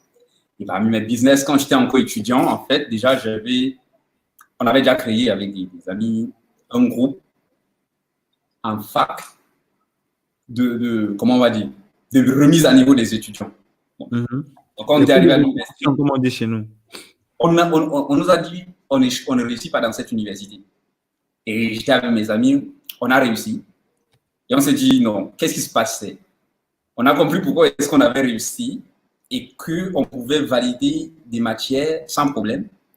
On a vu qu'il y avait le problème, on a dit, OK, d'accord. Là, maintenant, on crée un groupe. Donc, on avait créé un groupe. On a créé un groupe qui est resté, qui a été meilleur, et même aujourd'hui, c'est encore meilleur à l'université Yaoundé. Parce qu'en fait, des générations sont restées et ont continué. Et aujourd'hui, les premières personnes qu'on a formées sont en train de finir les doctorats cette année, je crois. Et quand on avait créé ce groupe-là, les majors de promo commençaient à sortir de là, et ainsi de suite. Donc, et quand on lance digital, parce que j'ai une idée, bon, un peu opposée à l'idée de mon ami, parce qu'il m'a dit voilà, la dernière fois où on discutait de ça, traité en Inde et au Cameroun. On a débattu, par exemple, la dernière fois, 2 heures de temps. Bon, après, donc, lui, c'est, on fait vite, et après, moi, c'est, bon, ça peut traîner, mais on fait avec la compétence qu'on a formée sur place. Ah. Et ça, c'est un challenge. Ça veut dire, moi, je sais que c'est dur, c'est coûteux, je sais, coûteux en temps, en machin, mais c'est nécessaire. Et là, dedans, par exemple, il y a, je sais pas, bon, il y a une première personne, c'est nécessaire ou pas, qui a travaillé ici et qui a créé une des bonnes boîtes de com à Yaoundé, par exemple, qui fait du marketing digital, machin, et qui s'est formé ici et qui est entré ici avec juste une connaissance en communication sans connaître c'est quoi le digital. Mais aujourd'hui, elle est impeccable. Vous pouvez regarder Laetitia Photo, impeccable. Et moi, je me suis dit, OK, c'est un pari. Ça veut dire qu'aujourd'hui, on est capable de fermer digital complètement. Il y a une boîte qui s'est créée derrière. Demain, on peut encore avoir des... Mais en fait, la boîte ne s'est pas créée derrière parce que non. La boîte s'est créée derrière parce qu'à digital, elle a pu travailler sur des projets qui étaient concrets, des vrais projets. Des vrais, c'est-à-dire qu'avoir côtoyé des... Voilà, vous vous réveillez le matin, vous vous retrouvez devant un DG à votre petit âge, 20 quelque chose d'années. C'est des choses où on n'a pas forcément toujours l'habitude ou la chance d'avoir au Cameroun travailler sur des vrais projets. Et ça fait grandir très vite. Donc, si on a la possibilité de faire ça, c'est mieux de faire que les jeunes aujourd'hui qui sortent de l'école, par exemple, qui puissent travailler sur des vrais projets. Prenons le cas de Pool Pays. C'est un exemple.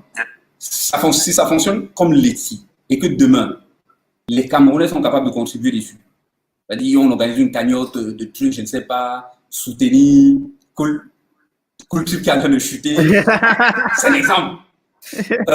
Et que tous les Camerounais mettent 20 millions sur une solution qui est développée par les Camerounais et qui est comparable au LITI, c'est-à-dire qui présente. Même si on a fait du copier, parce que là, on regarde, on fait du copier, mais nous, on développe quand même, après on va améliorer. Mais à partir du moment où la solution est faite par des ingénieurs qui sont formés localement, ils ont confiance, c'est-à-dire qu'ils vont regarder quelqu'un qui va dire, je bosse chez LITI, je suis ingénieur chez LITI, il n'a rien à la personne, il a développé la même solution que ce type en fait. Et c'est là-dessus que je mise. Et donc, du coup, quand on entre, généralement ici, c'est un processus.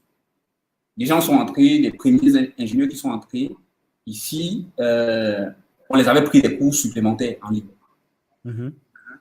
Ils sont mis à niveau.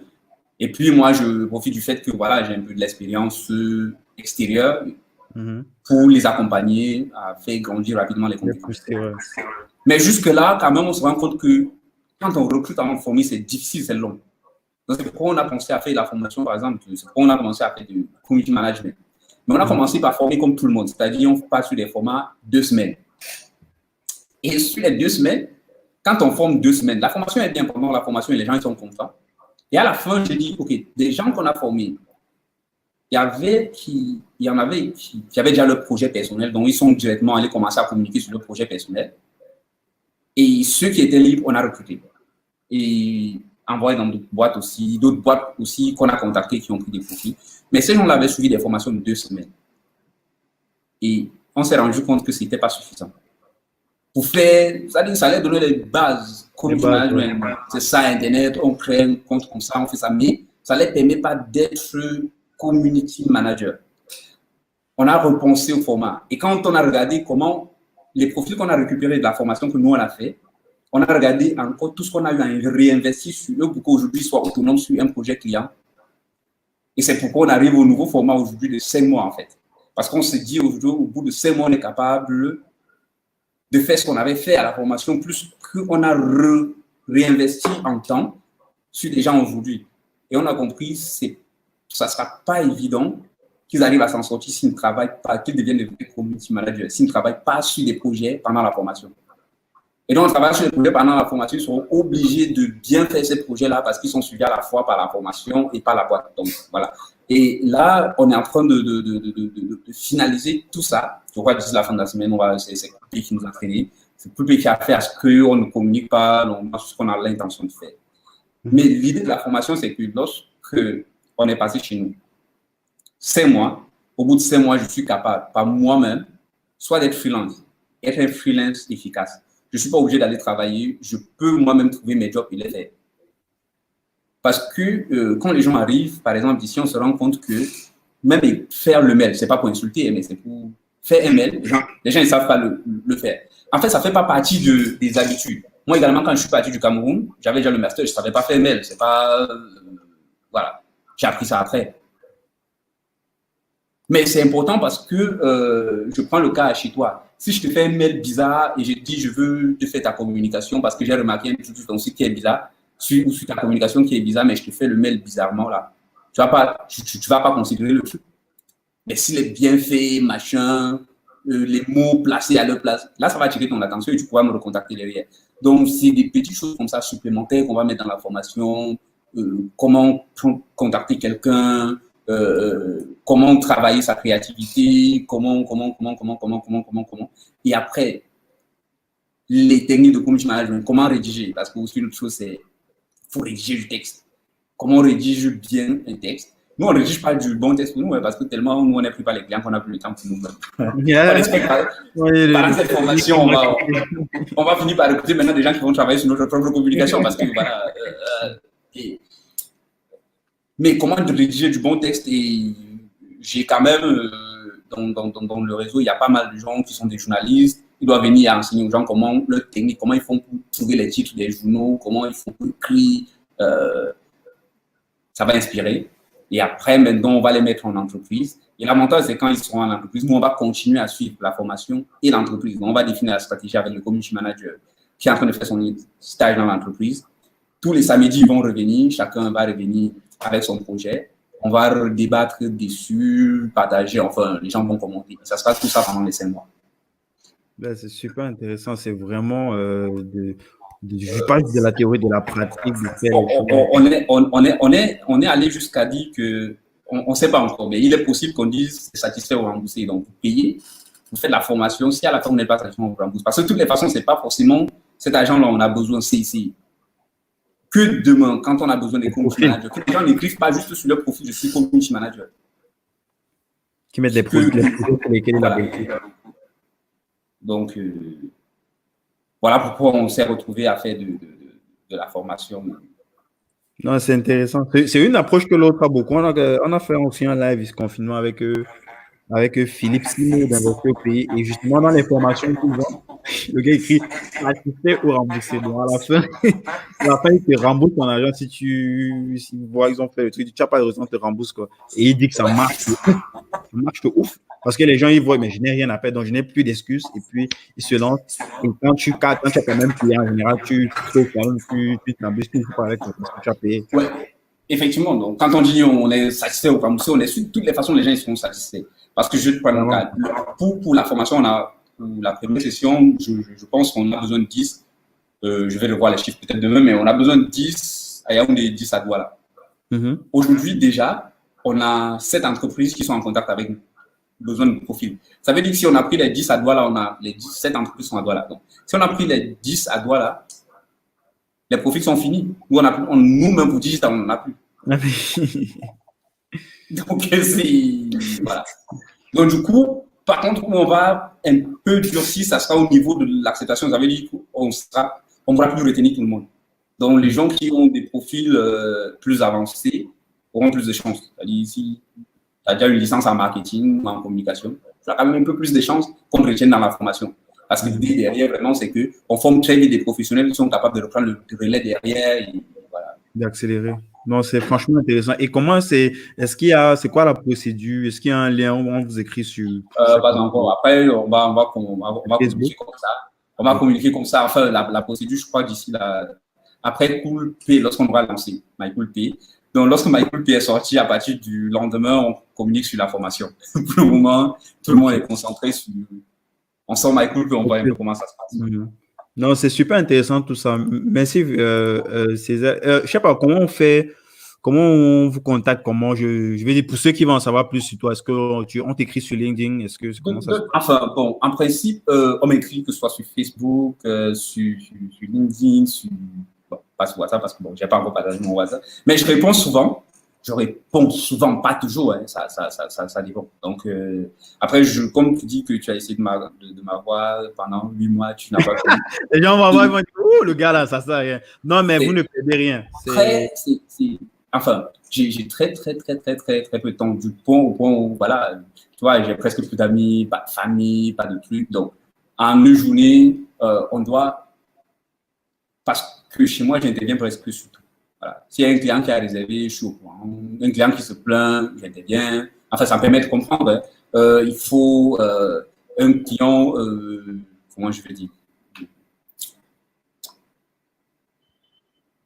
un client corporate, il faut que j'intervienne, il faut que j'accompagne les équipes parce que c'est des équipes jeunes. Ce sont des questions de priorité, quoi.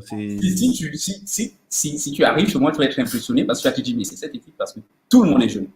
C'est une équipe jeune. Et c'est un pari que je me suis fait, j'ai dit, OK, on va partir sur une équipe très jeune avec zéro expérience. On prend les gens qui viennent sortir de l'école. Et on les donne ce qu'on sait les donner et on voit ce qu'ils sont capables de produire. Et du coup, ça donne la possibilité aux gens qui sortent de l'école d'avoir du boulot. Parce que quand tu cherches du boulot, on te dit, OK, 2 ans d'expérience. Là, si on dit 2 ans, 3 ans d'expérience, qui recrute ceux qui viennent sortir de l'école? Mais il faut bien que tu fasses ton expérience quelque part. Voilà. Et donc, du coup, c'est un challenge qui n'est pas évident et c'est très, très, très compliqué. C'est très compliqué parce que il faut, et comme dans nos formations, on ne fait pas, il n'y a pas de stage, enfin, de vrai stage. Les gens découvrent l'entreprise pour la première fois, mais c'est pas grave. Donc, du coup, parfois, je dois passer beaucoup de temps à échanger avec, voilà. Je dois les accompagner quand il y a un client, je dois les accompagner à écrire. Parfois, je les accompagne et dis, OK, tu écris à tel client, tu fais un mail, tu fais le mail, tu me fais relire. Voilà, c'est pas bien comme ça, c'est bien comme ça. Bon, bref. Donc, ce qui fait que mais je réponds quand même. Si on m'écrit, enfin, quand on m'écrit, je réponds. Je peux louper un truc, mais si on insiste, après, je réponds. Excellent. On va quand même mettre le lien de la page Facebook et puis on tester, quoi. Rien à perdre, quoi. Mais la page actuellement, comme on est en train de travailler, on va aussi mettre le lancement de MyCoolPay. Du coup, comme on est en train de lancer le lancement de MyCoolPay, je suis quand même très actif. Donc, quand on m'écrit maintenant, je réponds à la seconde. Parce que de toutes les façons, Clairement, parce que c'est la priorité du moment. C'est logique, quoi. Voilà. Donc, on a mis le lien de la page Facebook de Digital House. On va aussi rajouter, je pense qu'on peut rajouter aussi le lien de MyCoolPay, non? Je pense que ça pose pas de problème. Ouais. Ça va se lancer bientôt et les gens peuvent au moins s'abonner dessus. Comme ça, au moment où il y aura le lancement, il y aura une communication, ils vont recevoir une notification ou au minimum, ils vont voir ça défiler sur leur fil d'actualité. Donc, je mets ça. Apparemment, il y a des internautes qui se plaignent que la communication, c'est entre nous et qu'ils ont posé des questions, tu n'as pas répondu, tu n'as pas réagi. Ouais, mais les gens sont fâchés. Attends, je regarde. Non, prenons encore quelques questions. Si tu me le permets, selon ton temps, je sais que donc, on peut regarder. On regarde un petit peu ce que les gens disent là. Il y a Jean-Brice. Qu'est-ce que Jean-Brice dit? Communication professionnelle très importante. C'est quoi le nom de la dame? Je pense qu'ils font allusion à la dame qui a été formée. Tu as parlé d'une dame qui a été formée au sein de Digital House qui a lancé son propre. D'accord. Ouais, ok, d'accord. C'est Laetitia Fuccio. Attends. Bon, je pourrais répondre sur son. Je vais répondre sur son commentaire direct. Tu peux répondre dans le chat. Et les plus curieux peuvent aller regarder le chat. C'est vrai qu'on a une question derrière. Donc, j'ai répondu, j'ai mis le nom directement sous son commentaire. Donc, du coup, il pourra aller directement voir. Bon, il y a une question. Ça, c'était par rapport à justement MyCoolPay. Je pense que quand on parlait du fait que si quelqu'un paye son billet et puis il demande le remboursement, il y a quelqu'un qui a demandé, ça se passe comment pour les remboursements et les incidents? Effectivement. Donc, pour les remboursements, en fait, normalement, chaque marchand a un tableau de bord, son tableau de bord MyCoolPay, qui est très énergique, avec toutes les transactions. Et donc, du coup, si j'ai eu la transaction A, je peux aussi l'intégrer, c'est-à-dire que si je sais développer, je peux intégrer l'API pour le faire automatiquement depuis ma plateforme, depuis mon back-office que j'ai développé. Si je ne sais pas intégrer et que je n'ai pas assez de temps, je peux le faire sur l'interface d'administration qu'offre MyCoolPay. Et donc, à ce niveau, je prends le cas. Guy Bertol a acheté un ticket de bus sur Cooltrip à 6500. Yes. Et il y a un incident, il souhaite être remboursé. Si j'ai pu l'intégrer depuis ma plateforme, je le fais automatiquement là-bas. Si je n'ai pas pu, je viens sur mon interface MyCoolPay, je vais voir la transaction de Guy Bertol à 10h30. Je clique sur Voir plus, j'ai remboursé. Je clique sur rembourser et puis j'ai un tas de motifs là, je sélectionne, tac, j'appuie sur le bouton, ça remet au même endroit où l'argent est venu en fait. Voilà. Le fait d'intégrer de prendre l'API pour intégrer sur son truc, c'est peut-être pour des raisons de comptabilité, pour que ce soit pas trop lourd de partir, voilà. Prendre la data directement chez MyCoolPay pour faire ça. Effectivement, donc voilà. Mais si on sait intégrer, on le fait. Si on ne sait pas, enfin, ça peut prendre du temps peut-être pour intégrer et puis on a une solution. Si on n'a pas aussi beaucoup d'incidents, ce n'est pas nécessaire forcément d'intégrer tout ça. On peut prévoir, enfin, ça dépend. Yes. Si on traite un incident par mois, ce n'est pas nécessaire de se taper du code pour intégrer. On utilise directement ce qu'offre MyCoolPay. Yes. C'est vrai que tu as déjà répondu à cette question aussi, mais bon. Tu demandes, vous êtes basé où? Au Cameroun? Ah, où exactement? C'est Yaoundé, Douala. On est à Douala, à quoi? Donc, voilà. Douala. Les gens peuvent venir dans vos bureaux ou... Ouais, c'est ouvert. Enfin, il faut venir avec un masque pour le moment, mais sinon, avant Corona, voilà, les gens venaient nous voir, on prend du café, on discute, c'est pas... Ok. Donc, sinon aussi, je t'ai dit aussi en milieu d'émission, l'entreprise a sa maison mère au Cameroun, mais aussi en France, justement pour répondre à la question du fait que les transactions pourront se faire aussi à l'inverse du Cameroun. On va voir ça quand on va stabiliser avec le Cameroun. Qu'est-ce qu'on a encore comme question?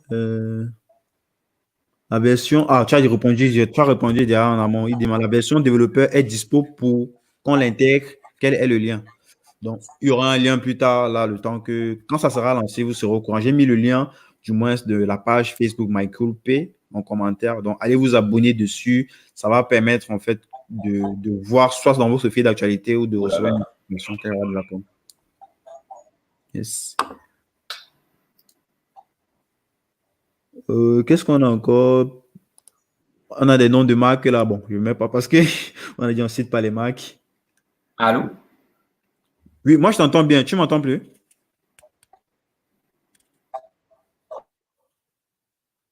Allô? Oh, on a perdu César. Hein. Pourtant, on était presque à la fin.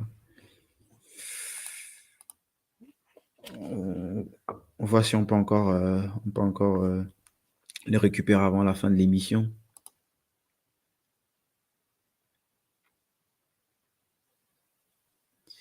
Est-ce qu'on peut le récupérer?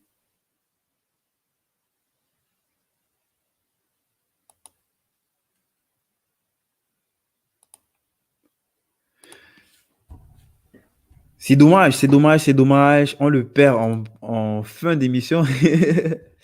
Bon, je vais encore lire quand même les commentaires qui sont là. On a de nouveaux commentaires, si je m'abuse.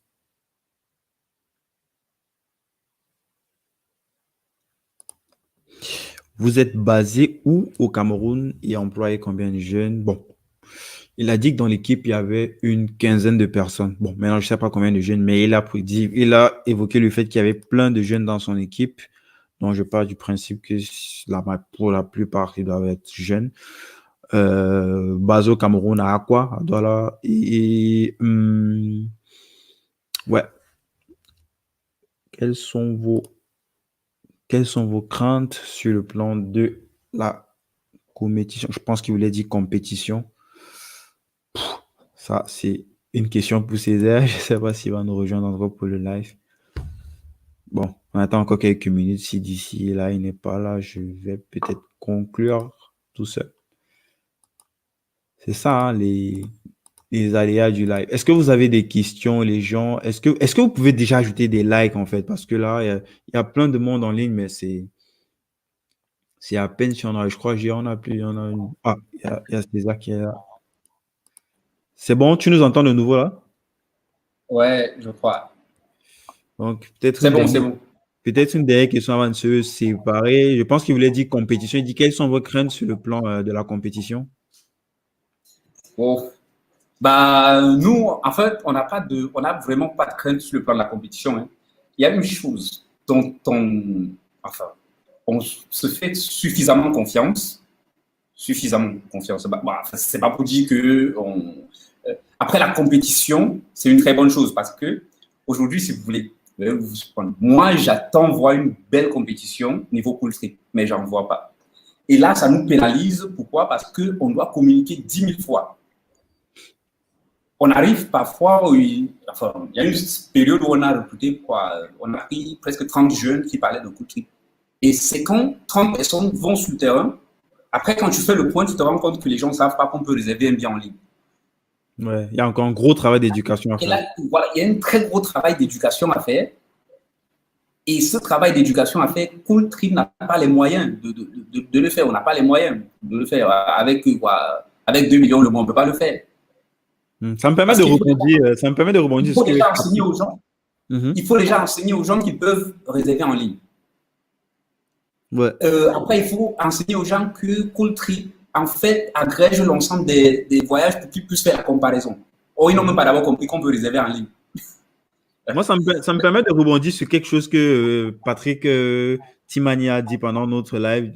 Il a fait un texte, peut-être tu as vu ça, où il disait qu'il adorait ses concurrents, que ses concurrents l'ont aidé à. Ouais, tu vois, parce que quand peut-être un Jumia comme ça, il arrive sur place ou un Hitch, ils ont assez de moyens pour bombarder en termes de marketing, publicité, pour communiquer sur le sujet.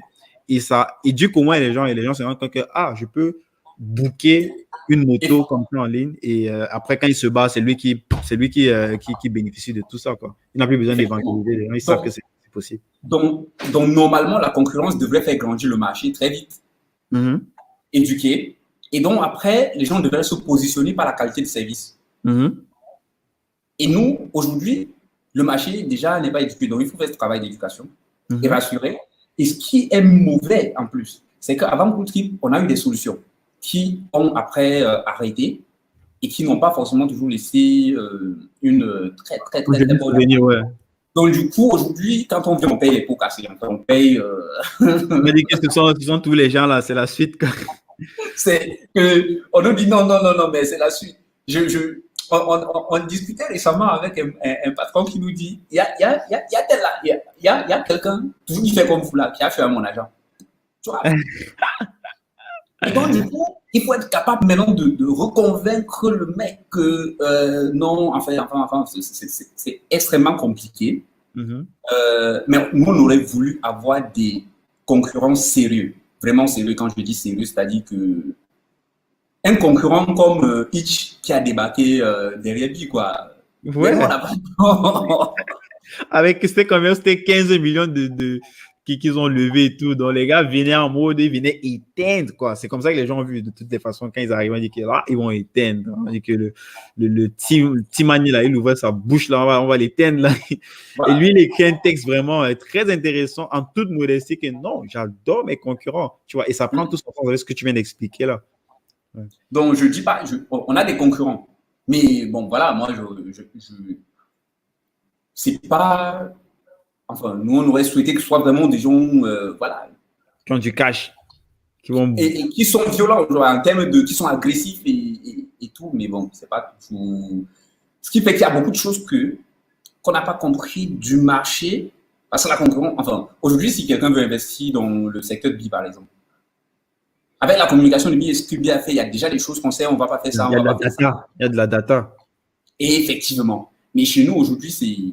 Voilà, c'est pas le cas. Donc, à chaque fois, on essaie des trucs et puis on se rend compte qu'on se cogne la tête. Mais ça coûte cher parce que on a les mêmes budgets.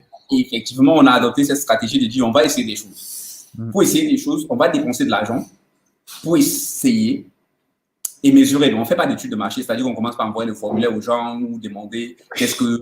Non. On veut essayer, on met du cash et on voit ce que ça va donner. Et on met de l'action, on analyse le résultat, on met de côté. Et ainsi de suite, et ainsi de suite, et ainsi de suite. Et c'est au bout de ça que nous, on a développé le deuxième bébé. Et il va falloir qu'on laisse passer un peu du temps. Quand on le sortira, tu comprendras pourquoi je dis tout ça. On est là, on sera prêt dès que ça va sortir à pousser, à faire, même s'il faut faire un épisode dédié pour expliquer. Et après, avec Coolpay, ça va compléter. Donc, lorsqu'on aura communiqué sur le deuxième, tout ce que je raconte aujourd'hui, tu vas voir la suite logique de pourquoi on a testé beaucoup de choses pour comprendre ce qui marchait pas et ce qui marchait. Et on a testé plein de choses, on a tout testé, enfin tout ce qu'on peut tester. Jusqu'à tester ce que les gens peuvent penser. Est-ce que si je t'appelle chaque matin, tu peux me rendre un service ou pas? Ou, enfin, on a tout testé, quoi. Les gars sont allés trop loin, là. Les gars, on n'est pas loin du influence de Robert Cialdini. Hey, il y a Laetitia dont tu parlais qui a même rejoint le live. Elle dit, je suis un pur produit digital de Digital House International dans la com. Excellent, te salue Laetitia. Merci pour ton témoignage. Yes. Ça, c'est la question que j'ai posée dès le départ. Là, j'allais oublier même aussi. Il dit comment pallier aux soucis technologiques tels que coupure de lumière, bande passante Internet. On a parlé du jonglage avec les modems là. Bon, déjà, pour les coupures de lumière, nous, on jongle avec des groupes. Pour Internet, on switch, comme on le fait là depuis. Donc, on a pas mal de trucs. Et après. Comment tu n'as pas compris pour la lumière, vous faites comment? On a un groupe électrogène. Donc, ça c'est. C'est vrai que Patrick de Vry TV n'aime pas trop ça parce que bon voilà, il a besoin d'un backup qui est silencieux, machin. Mais bon, bref, pour le moment, nous on fait avec un groupe électrogène. Et pour Internet, on switch en fait. C'est-à-dire on switch entre différents fournisseurs. Mais ça nous coûte excessivement cher. Ça nous forcément parce que vous payez pratiquement le même équivalent pour chaque opérateur qui est entre guillemets de backup au cas où un pète quoi. C'est une grosse difficulté parce que ça nous coûte quand même des centaines de mille par mois. Non, merci pour tout ça, franchement. J'espère que. Bon, je ne sais pas s'il y a d'autres questions encore. Attends, je regarde et je pense qu'il y a encore quelque chose là. Oui, je vois. Sans compétition, l'éducation du marché est beaucoup plus difficile. Parlons de pénétration du marché. Avez-vous des soucis sur ce plan, compte tenu des coûts très élevés de la communication au Cameroun? Tu as répondu en partie.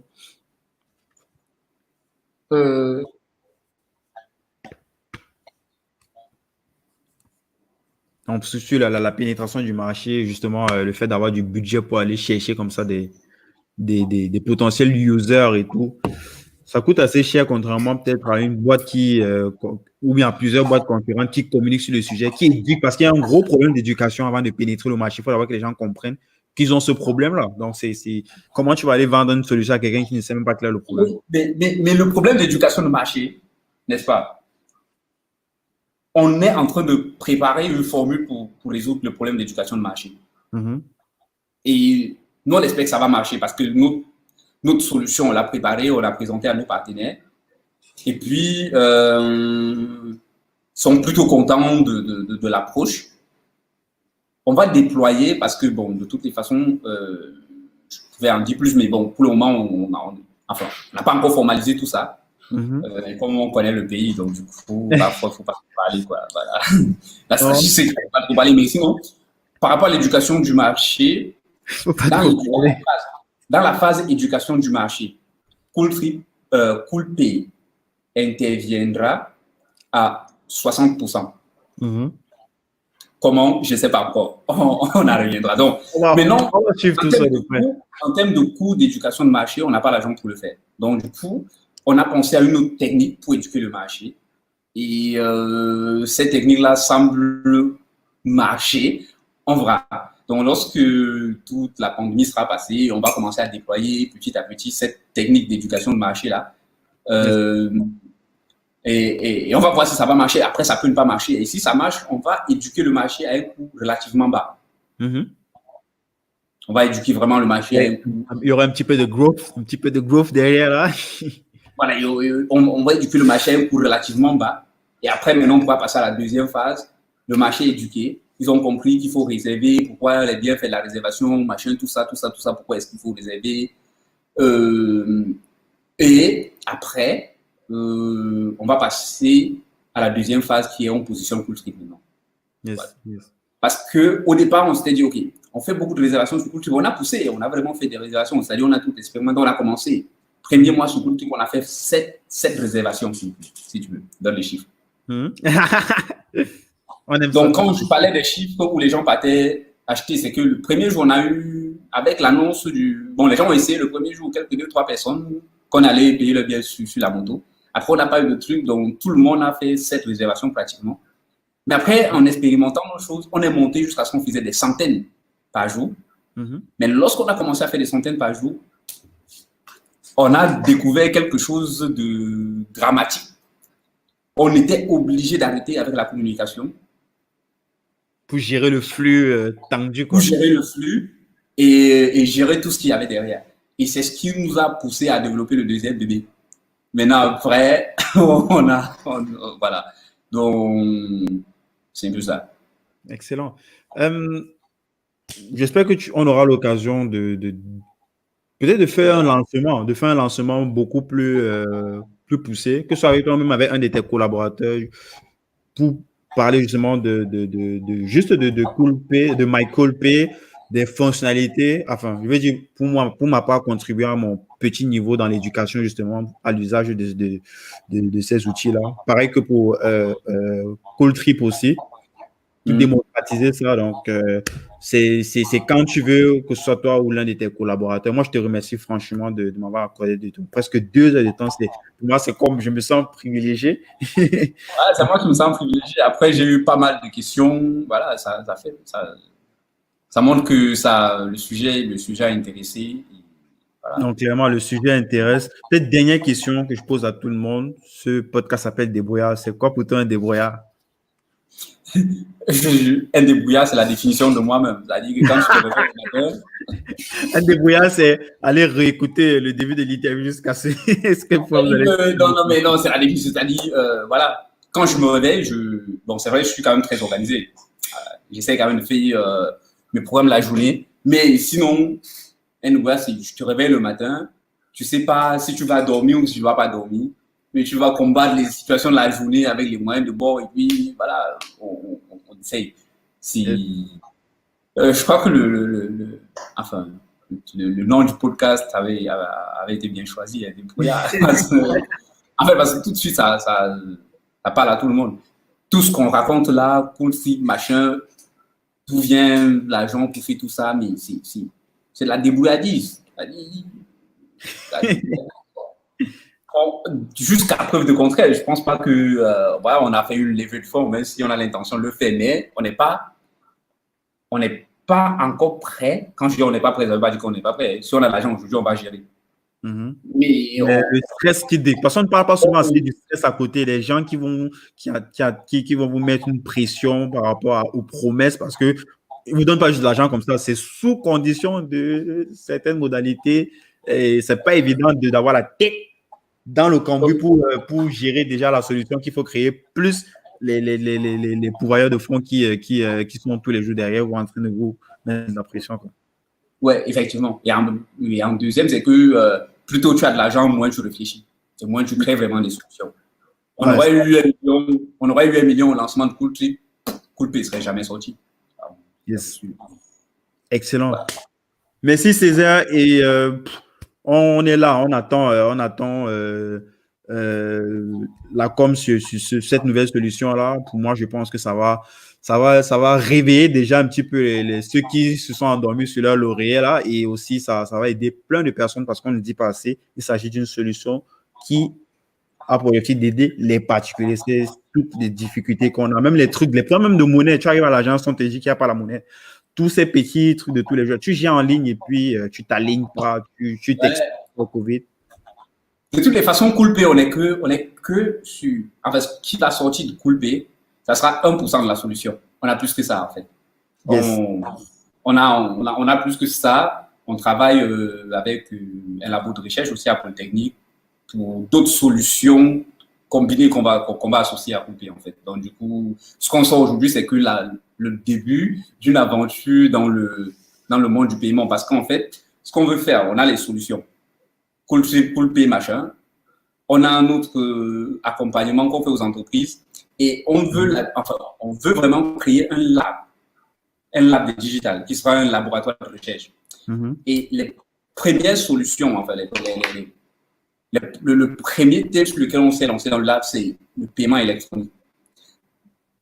Donc, Coolpay, après, ça fait des sujets de recherche. Actuellement, on encadre pas mal de sujets à la Polytechnique Yaoundé dessus. Et après, ça va être des thèses dessus. C'est un peu ça l'idée. Et être capable demain, c'est-à-dire être capable que les gens puissent faire aussi, par exemple, des thèses au Cameroun, comme on le fait ailleurs. Quand moi j'ai fait ma thèse, j'étais payé parce que je travaillais pour l'Europe. Enfin, il faut que demain, quand les gens fassent le thèse au Cameroun, ils soient payés parce qu'ils travaillent pour une boîte qui bosse sur une solution de paiement. Voilà. C'est plus ça. Pourquoi je vais utiliser les résultats de ces recherches-là pour… Effectivement, donc on met sur place le lab. On a commencé avec le premier sujet, les paiements. Après, on va migrer sur des sujets qui intéressent tout le monde, l'intelligence artificielle, data science, blockchain. C'est excellent, on a hâte de suivre tout ça de près. Moi, je te remercie encore pour ce partage. Et puis, on se dit à très vite dans le lancement de Coolpay. On va suivre de près, on va pousser. Merci encore, Césaire. Docteur Césaire Footing de Digital House. À très vite. À très vite. Merci encore pour ce moment de partage.